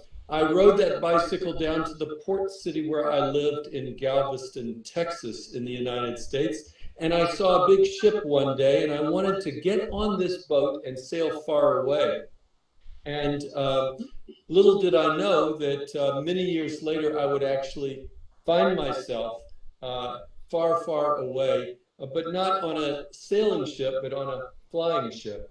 And I think each of us can think back about ways that we have dreamed in our own lives. And I think Gandhi gave us the power of dreaming, the power of imagination to create a more peaceful, nonviolent, beloved community in the world.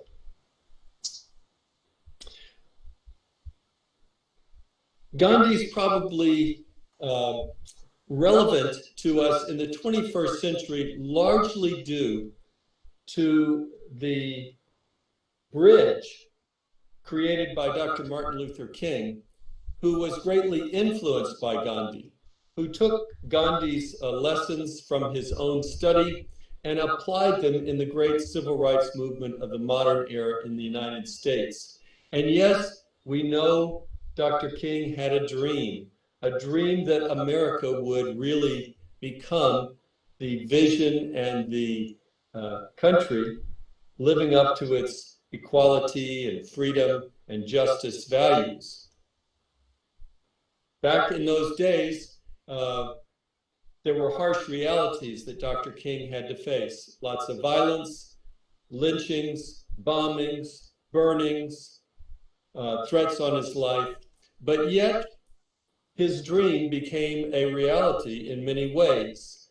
An end legal laws legislated, Supreme Court decisions to end racial segregation, and to provide civil rights, not just to Black African-American citizens, but all citizens in the United States. And of course, the most powerful act, the Voting Rights Act of 1965, which gave every American their true constitutional right to take part in the American democracy.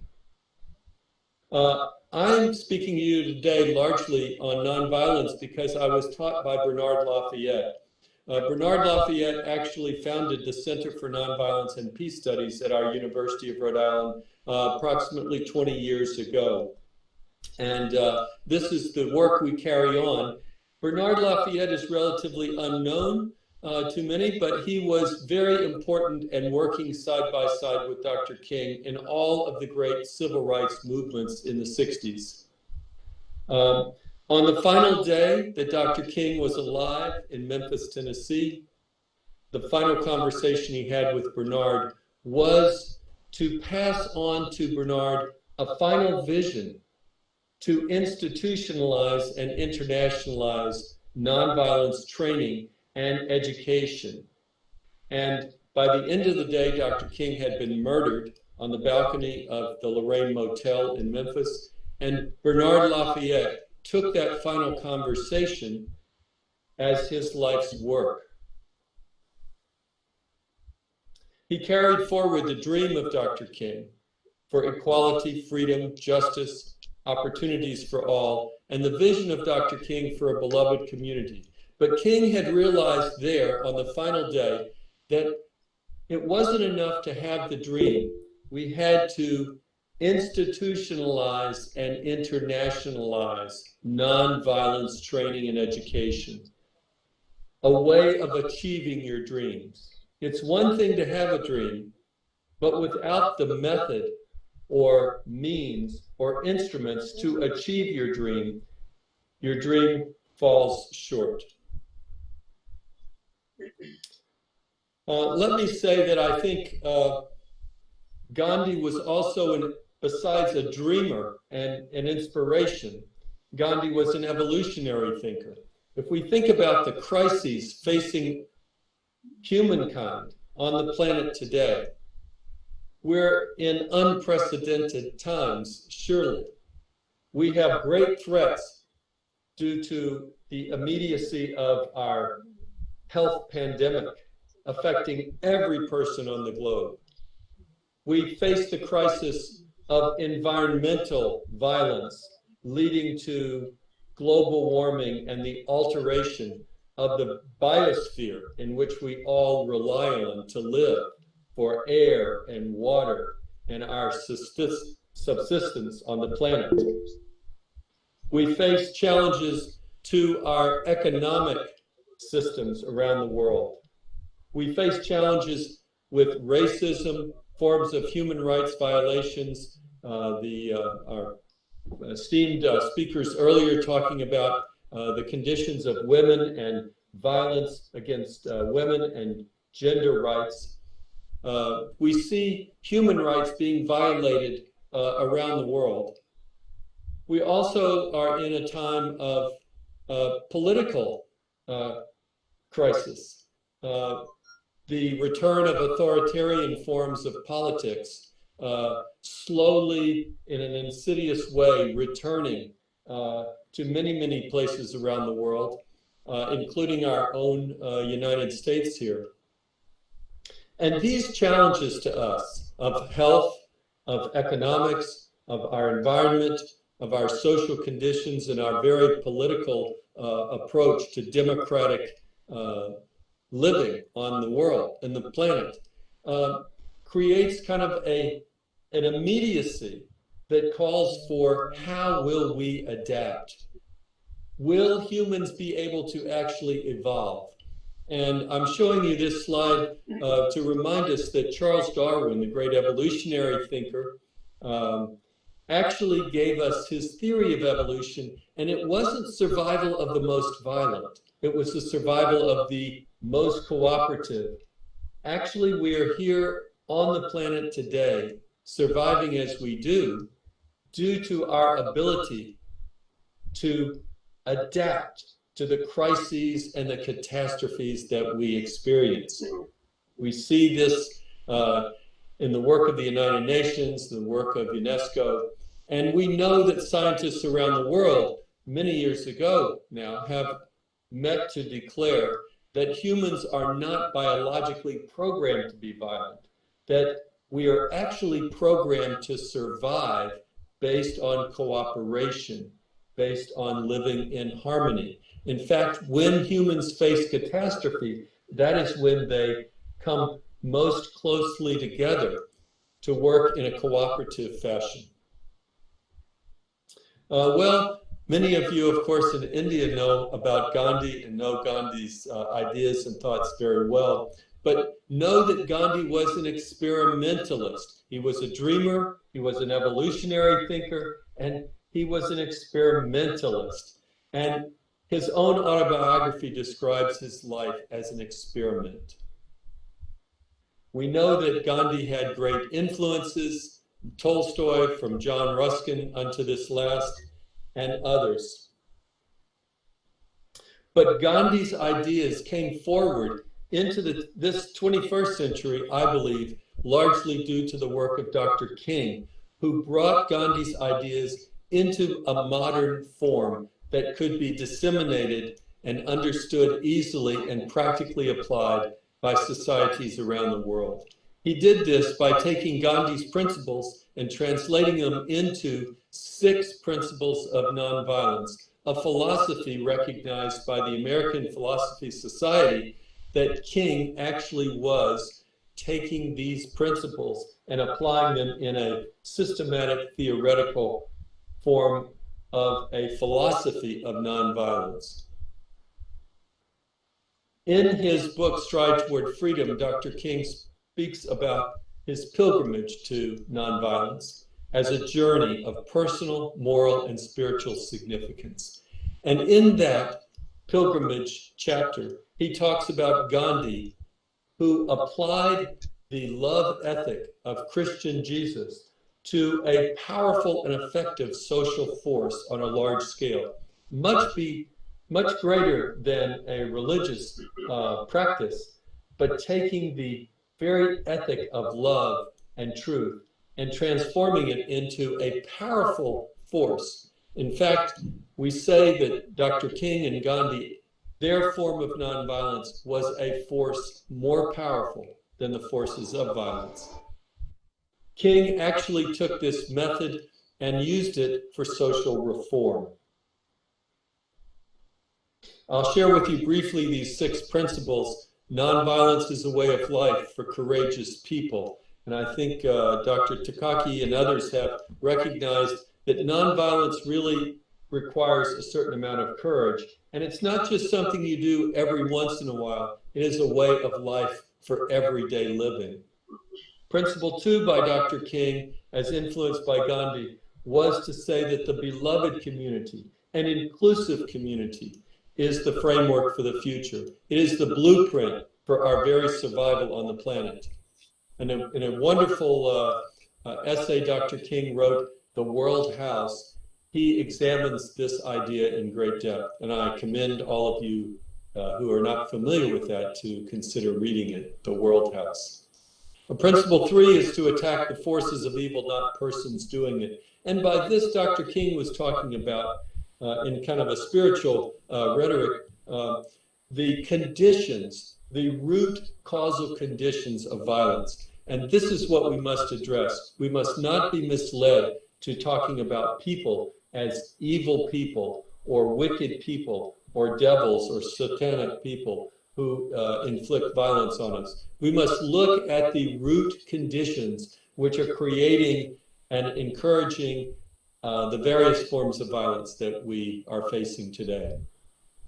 King's principle 4 was to accept suffering without retaliation for the sake of the cause to achieve the goal. And this is a very important principle, and it does align and come directly from Gandhi's self-purification and the practice of living with a value of austerity and simplicity, and that we must accept suffering if we are to overcome the conditions of violence that are challenging us today.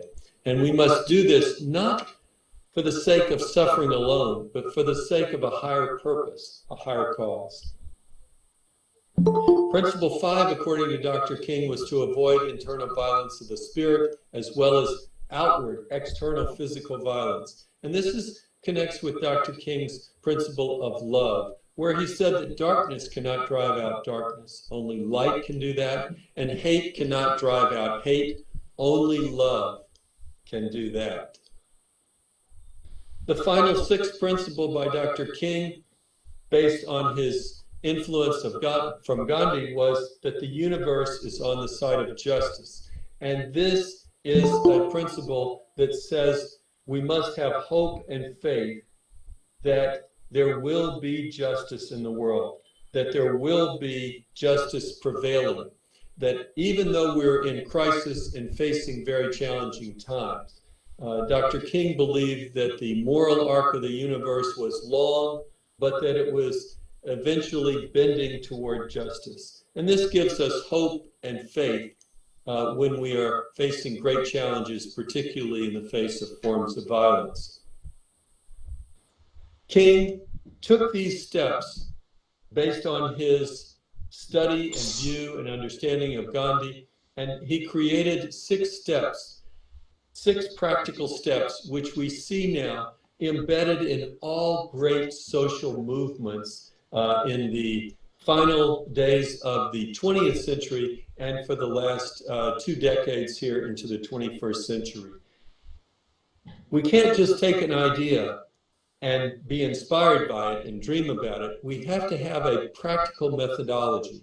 And King gives us this and gives us examples of how this can be useful. This is gathering the information that we need, educating ourselves in it, making the personal commitment to it, negotiating with others, our enemies, our opponents, engaging in dialogue with them. And when these things don't produce the desired results, that we are then drawn to take dramatic, direct action that dramatizes the injustices. And the final great step is reconciliation, that there is no winner or loser, that in this approach, both Gandhi and King believed heavily on reconciliation, that all people should emerge from life as winners with their needs met. I think we see that nonviolent social change as inspired by Gandhi and the dreams of King to internationalize and institutionalize nonviolence. We see more and more social science research telling us that these methods and these ideas are working. King himself said that the philosophy and strategy of nonviolence should become immediately a subject for study and for serious experimentation in every field of human conflict, by no means excluding the relations between nations. And I'll end my comments here, feeling very encouraged to hear my other colleagues from around the world showing and demonstrating how that nonviolence is being applied as a subject for serious study in a variety of fields at universities throughout the world. This is, of course, in keeping with Dr. King's dream, and also a great example of Gandhi's legacy. I want to thank all of you for your kindness and your attention.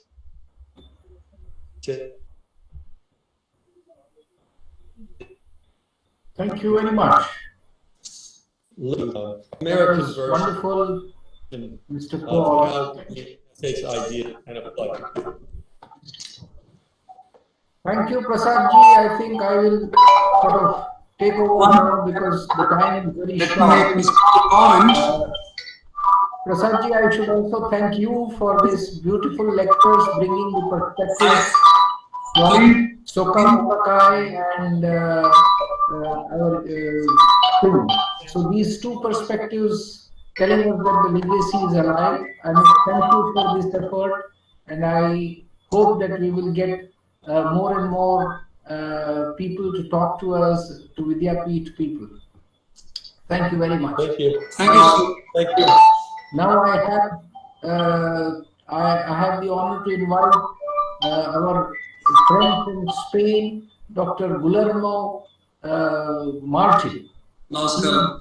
Namaskaram. He is a member of the Board of Trustees of Spain-India Council, and he is also a member of the Indo-European Foundation for Scientific Committee of the Indo-European Foundation for New Dialogue. He was awarded, he was given a Friendship Award for having the most intense cultural relationship between Spain and India. And I invite you to give your talk to us and take about 10 minutes to talk about Gandhi in Spain, as you have titled your talk. Welcome, Mr. Dr. Martin. It's your time now. Thank you very much. Namaste from Spain. Professor Iyengar, dear friends from India and all over the world, and also to my friends in Mexico. I'm very pleased to be part of this session, which brings us very close to Gandhi ji and to Ahmedabad and Gujarat, a city which we're very close to. I will be very brief, and I want to introduce you to the legacy of Gandhi in Spain through an institution which I had, and that is Casa De La India, which means India House. Casa De La India, which has been created in 2003, is a joint venture of Government of India through ICCR, Indian Council of Cultural Relations, Embassy of India in Spain, and the University of Valladolid, which is in the heart of Spain, about 2 hours by drive from Madrid, in the northwestern plateau of Castilla, and the City Council of Valladolid. We set up a foundation in 2003 to promote Indian studies in India and Spain. And we have as our basis for our educational, cultural, and as well as cooperation and dialogue philosophy, we have two main figures. One is Mahatma Gandhi and then Rabindranath Tagore. I will focus on Gandhi. I think it's important to note why in Spain Gandhi is still very much alive. And there are several reasons for that. I shall comment on it. Reasons which go beyond the various celebrations, including 150th celebration of Mahatma Gandhi's birth, which we celebrated recently, where we had a range of activities, exhibitions, and so on. But apart from these 150 years of celebrations, and the 2nd of October is a very important day, Gandhi Jayanti, and United Nations International Day of Non-Violence is honored in various peace parks and statues of Spain, which I will show now through a PowerPoint presentation. But the reason and the background for this is most important, because it's not about seeing beautiful statues and honoring particular days, but what is the groundwork, the grassroots reason for this. And I have to stress that is education. Education means school children, high school children, primary school children.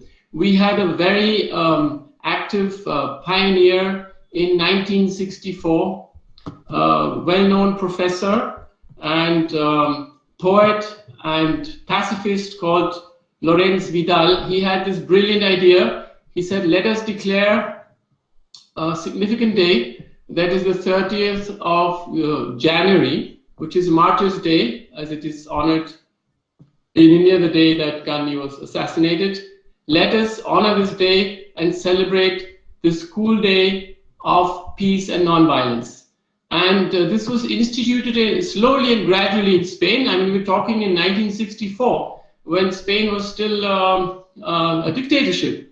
And of course, now Spain is a vibrant democracy, and throughout the years, schools from all over Spain have picked this up. He started this movement in Mallorca, which is the island, Balearic Islands, and it has spread all over. It has spread to other countries also. So every year in Spain, all school children, primary and high school children, on 30th of January, celebrate, honor the ideals of Gandhi. Though he was assassinated, and it's ironic that it was such tragic, and it's such a tragic way. Our school children write essays. They have essays competitions, painting competitions.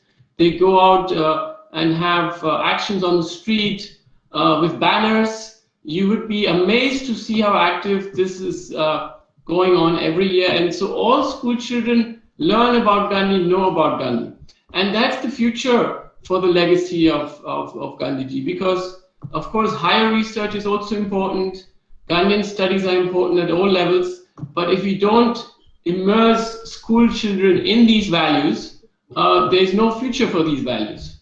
So in the educational field, we have been able to, thanks to this pioneer, do these events regularly with a lot of school children. We have about thousands of school children every year that come through Casa De La India celebrating on 30th of January and on other days. I think this is the main message I want to bring across. And before we see the beautiful statues that have been installed dedicated to Gandhi around Spain. Let me also say that more concretely, from the University of Valladolid Faculty of Education and Social Work, we want to initiate an exchange program with Gujarat Vidyapith. We visited last year with our Vice Chancellor, Pro-Vice Chancellor of University of Valladolid, Paloma Castro. And why are we so keen? Because of course, the Gandhian ideals, also because Ahmedabad and Valladolid are twin cities. We have twinned both cities to work together, to learn from each other, and it can cover so many areas: culture, heritage promotion, architecture, and of course also Ghanaian ideas. If we can briefly share the slideshow, which is just about 8 or 9 slides, so that you can travel virtually. There's a slideshow there which says presentation of statues. If somebody can help with the technical aspects, I've just seen it on your screen. Professor Iyengar, can somebody show the slides, please? Another reason that Gandhiji is visible, of course, I've mentioned the intangible visibility, which is the school children, which is more important, but he's also tangibly visible, and that is through a number of statues and busts which have been installed in a number of Spanish cities. Why? Because Indian civil servants, also the Indian community, have pushed for these. I think I have to thank in particular in some of the cities some visionary leaders. Here it is. So we saw here, this is the Mahatma Gandhi statue, for example, 2013, inaugurated in Madrid, also thanks to the inputs of the Indian community there, led by Mohan Chenani and Spain India Council Foundation and Madrid City. We can move on to the next, I think we've skipped one. Can you go back?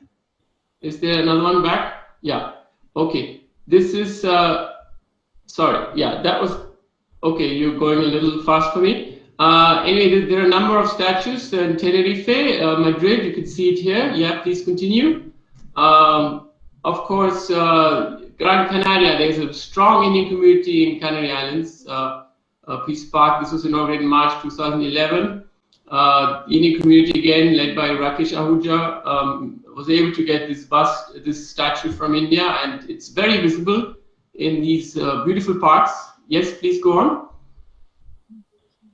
And this is the one in Valladolid, which is where the Casa De La India is seated. This was inaugurated by ex-Prime Minister I.K. Gujral in 2001. So the first we installed in Spain. In fact, this is called the Peace Park, and there's a Mahatma Gandhi street across. Here we do flower offerings every year, where the school children join with the Indian community together, honoring with flowers and chants. And we have a school choir that has learned a lot of beautiful Ghanaian songs, and they sing them even in Gujarati. We managed to teach them in Gujarati. Yes, please continue. Here we have the one in Burgos. This is a bust. This goes all the way back. This is the first bust in '88, and this is also in Castilla y León. Yes. Next slide, please. Here we have one in Barcelona, a different one, where he's also very prominent. Let us continue. Yeah, so there's also a number of streets which have been named after Gandhi. I think there are 2 more slides. That's all. Yes, please. So we have Calle Gandhi. Oh, sorry, you've exited fast. Anyway, there are a number of streets which are named after Gandhi across Spain, which remind people of Gandhi. It is now no exaggeration to say that if you ask anyone from any age group in Spain, when you mention India, what comes to your mind? And I would say 95% will say, of course, Mahatma Gandhi.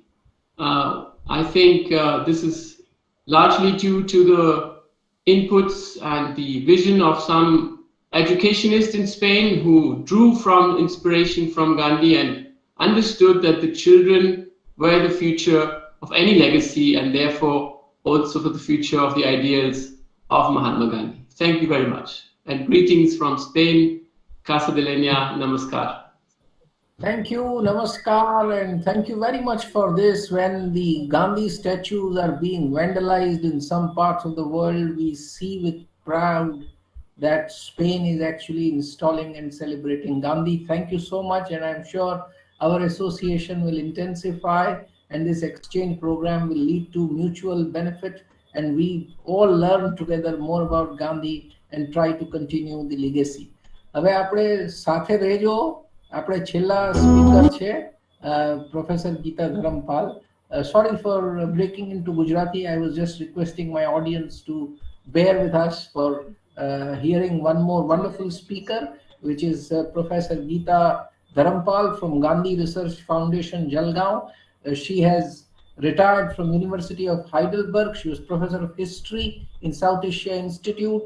A wonderful person. She is presently Dean of Research at the Gandhi Research Foundation. She has varied experience of research and teaching, and she has actually decided to spend rest of her life in the Gandhi Research Foundation conducting research and action there for India, for the whole world.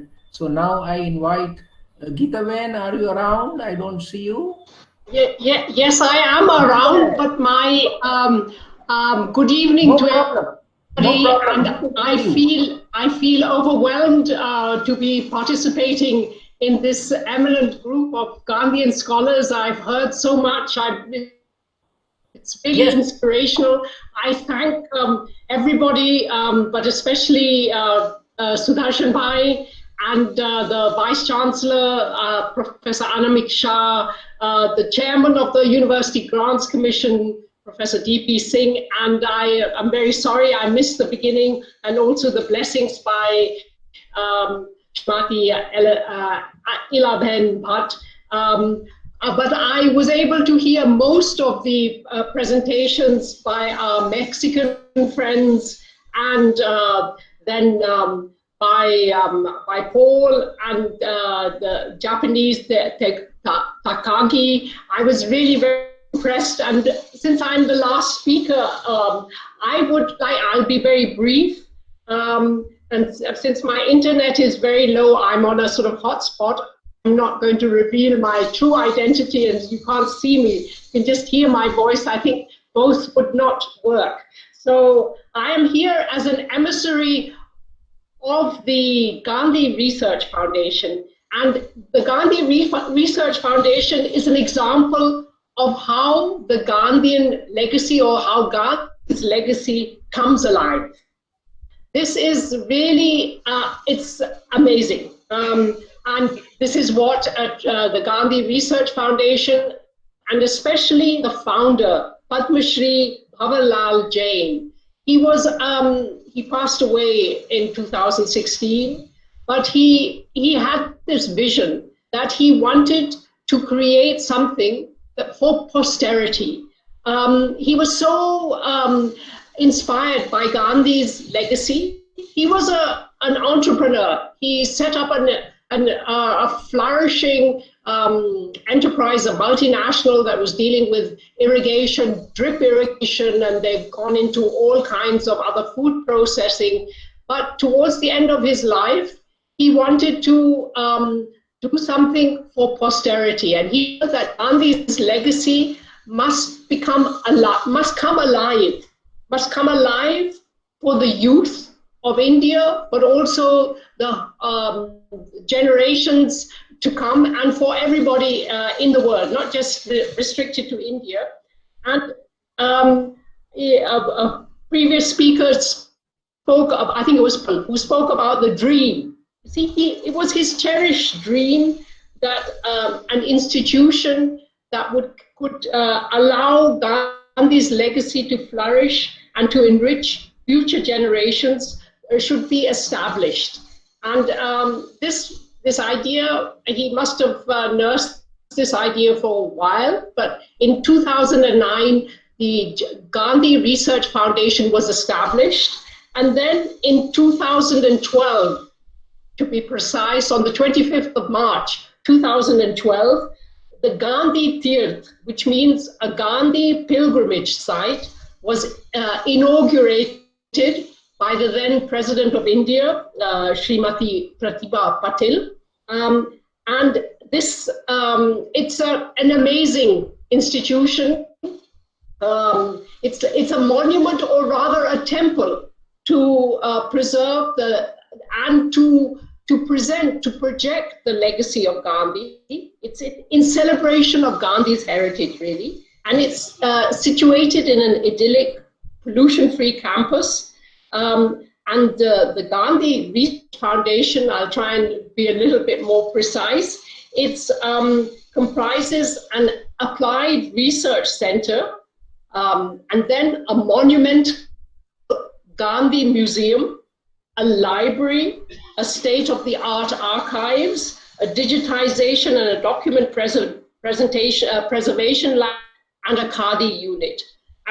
But let me just tell you something of the activities that are organized by the Gandhi Research Foundation. They do a lot of training programs to develop youth, to allow youth to develop, to become community leaders. They conduct camps for youth from all over the world, but also specifically from India. Youth camps on non-violence. And then there are workshops that deal with topics like conflict transformation, peace building.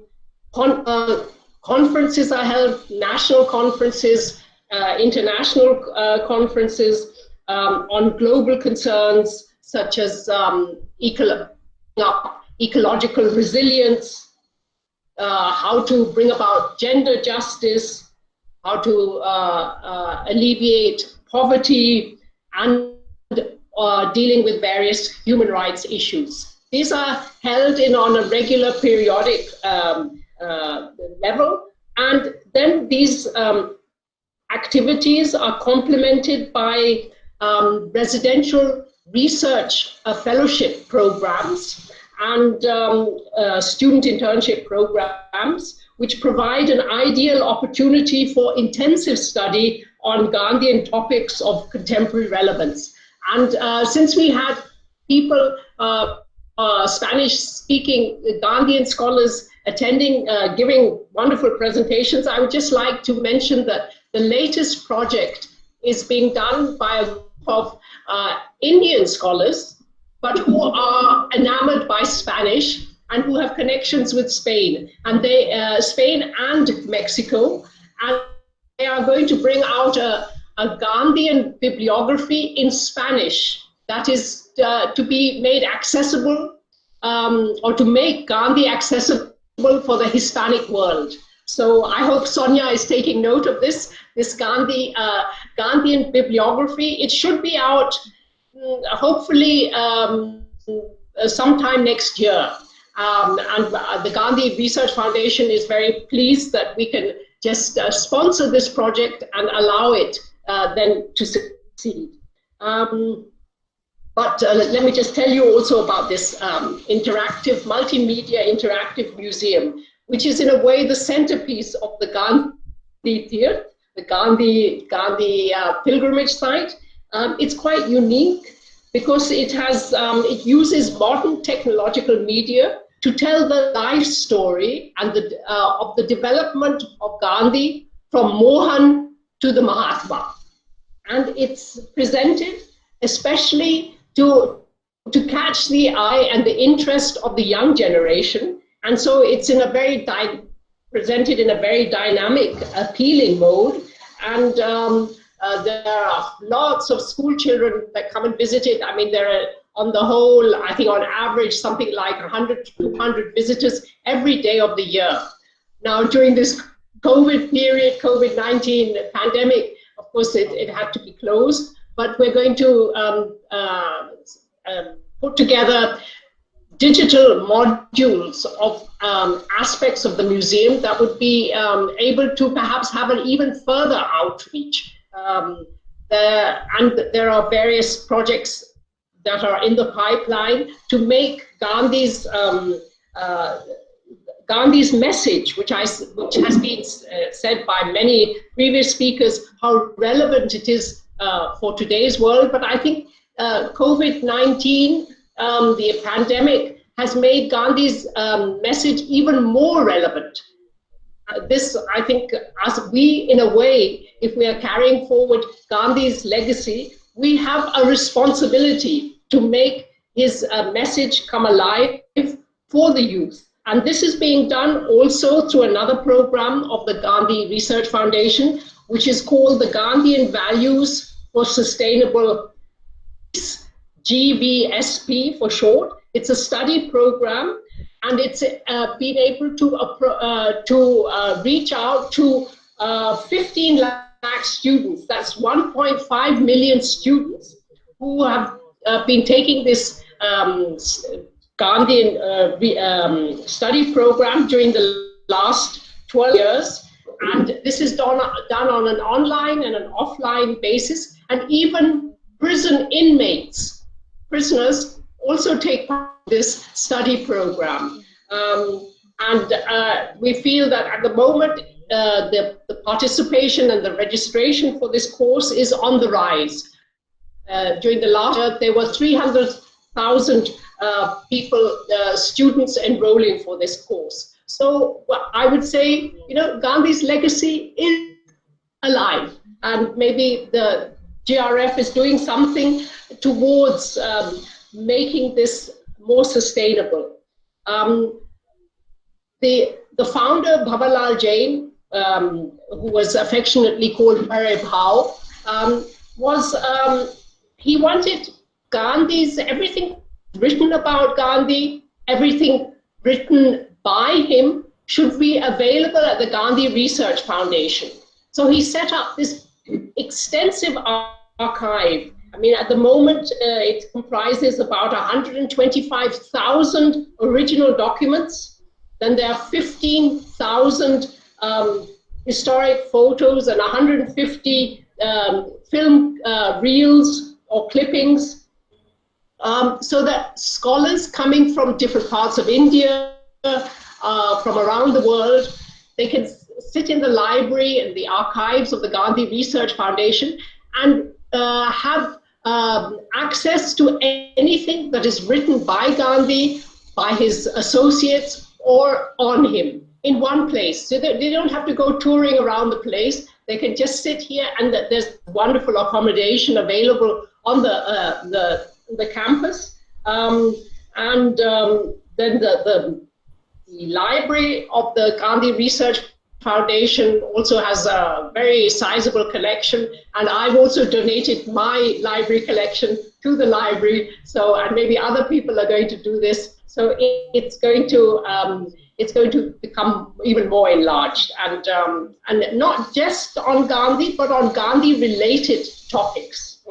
So that's more everything, because Gandhi had something to say about almost everything that is of crucial interest to us. And now, to commemorate Gandhi's 150th birth anniversary, we're also including his wife, Kasturba. And we have started an initiative which is called Bapu, Ba for Kasturba and Bapu for Gandhi, Bapu 150, which is based on Gandhi's idea of Gram Swaraj, and it has identified 150 villages across 14 states of India. And the aim is to empower the villagers towards comprehensive transformation by focusing on 6 crucial themes, namely sustainable agriculture, watershed, rural entrepreneurship, sanitation, health, and basic education. I hope I've mentioned them all, Sudarshan Bhai. I think so. Huh? Yes.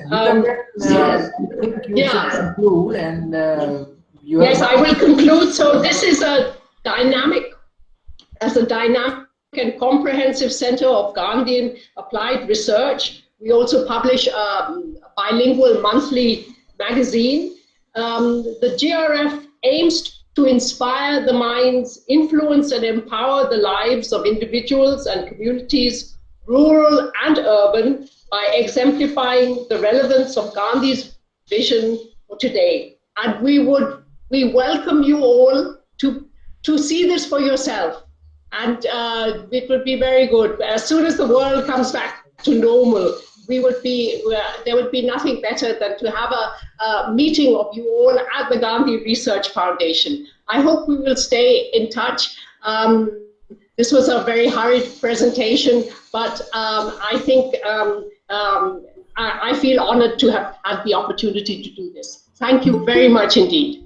Thank you very much, Geeta Ben. As one of the directors of Gandhi Research Foundation, I am proud that our Dean Research has made a good presentation of Gandhi Research Foundation, although the time always is short, and sorry to have stopped her in between. But wonderful, it has been a very, very good session, and my dear friend Rajendra Kimani is really a true Gandhian. He has sacrificed his time, because sacrifice is the thing that one should do. And because it's a lot of time that we have taken, he has requested that he need not be asked to speak. He was also going to talk about Babapu program of Gujarat Vidyapeeth, which we will intimate to you in writing, I suppose. And now I invite the in-charge registrar and dean of the education faculty, Professor Bharat Joshi, to convey the vote of thanks, and then of course back to our Professor Premanand Mishra, head Gandhian Philosophy Department, to conclude this program. Thank you very much. Yeah. On the occasion of Gandhi 150 and Gujarat Vidyapeeth centenary celebration, now it is my turn for expressing my deep feeling of thankfulness on behalf of Gujarat Vidyapeeth in the capacity of registrar. First of all, I thank Professor B.P. Singh for his key message on the occasion. It was a short but sharp message. Thank you, Professor Singh. I also thank Ilaben for her blessings. We always have her blessings, but today it was in the form of a pre-recorded video. I thank her very much, Adarniya Ilaben. It was really an international webinar. Literally, as we had speakers and participants from different continents of the globe. To make this occasion special, I thank the Mexican team of Sonia Devotoy, Monica Gonzalez Constro, and Shikotenkati Martinez Ruz. I thank them for their wonderful presentations. I also thank Professor Prasad, Professor Isao Takagi, and Professor Paul de Marsvita from Gandhi King Foundation for their valuable contributions.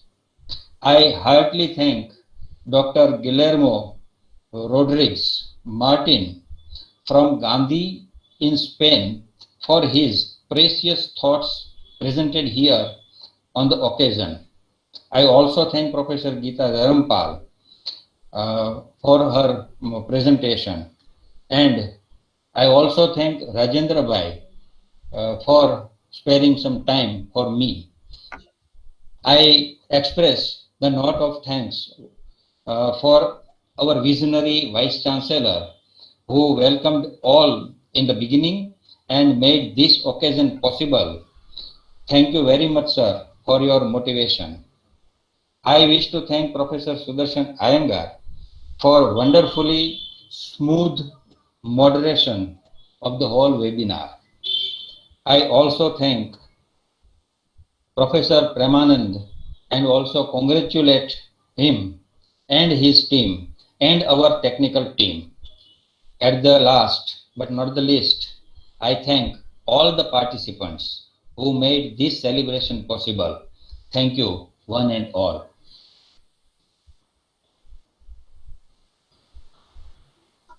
Over to Sudarshan Bhai. Now over to Prem Bhai. Thank you. Thank you, sir. So there was a very nice event today, and I'm very much thankful to all of the Gujarat Vidyapeeth management as well as the technical staff who has who remained available till the end to a smooth functioning of this event. So a special thanks to Sudarshan Bhai for moderating this event. Thank you very much. And now the international speakers especially who accepted our invitation and in spite of some of the time problems they joined us. So thank you very much all of you as well as the participants. Thank you very much, sir. So we conclude. Thank you very much.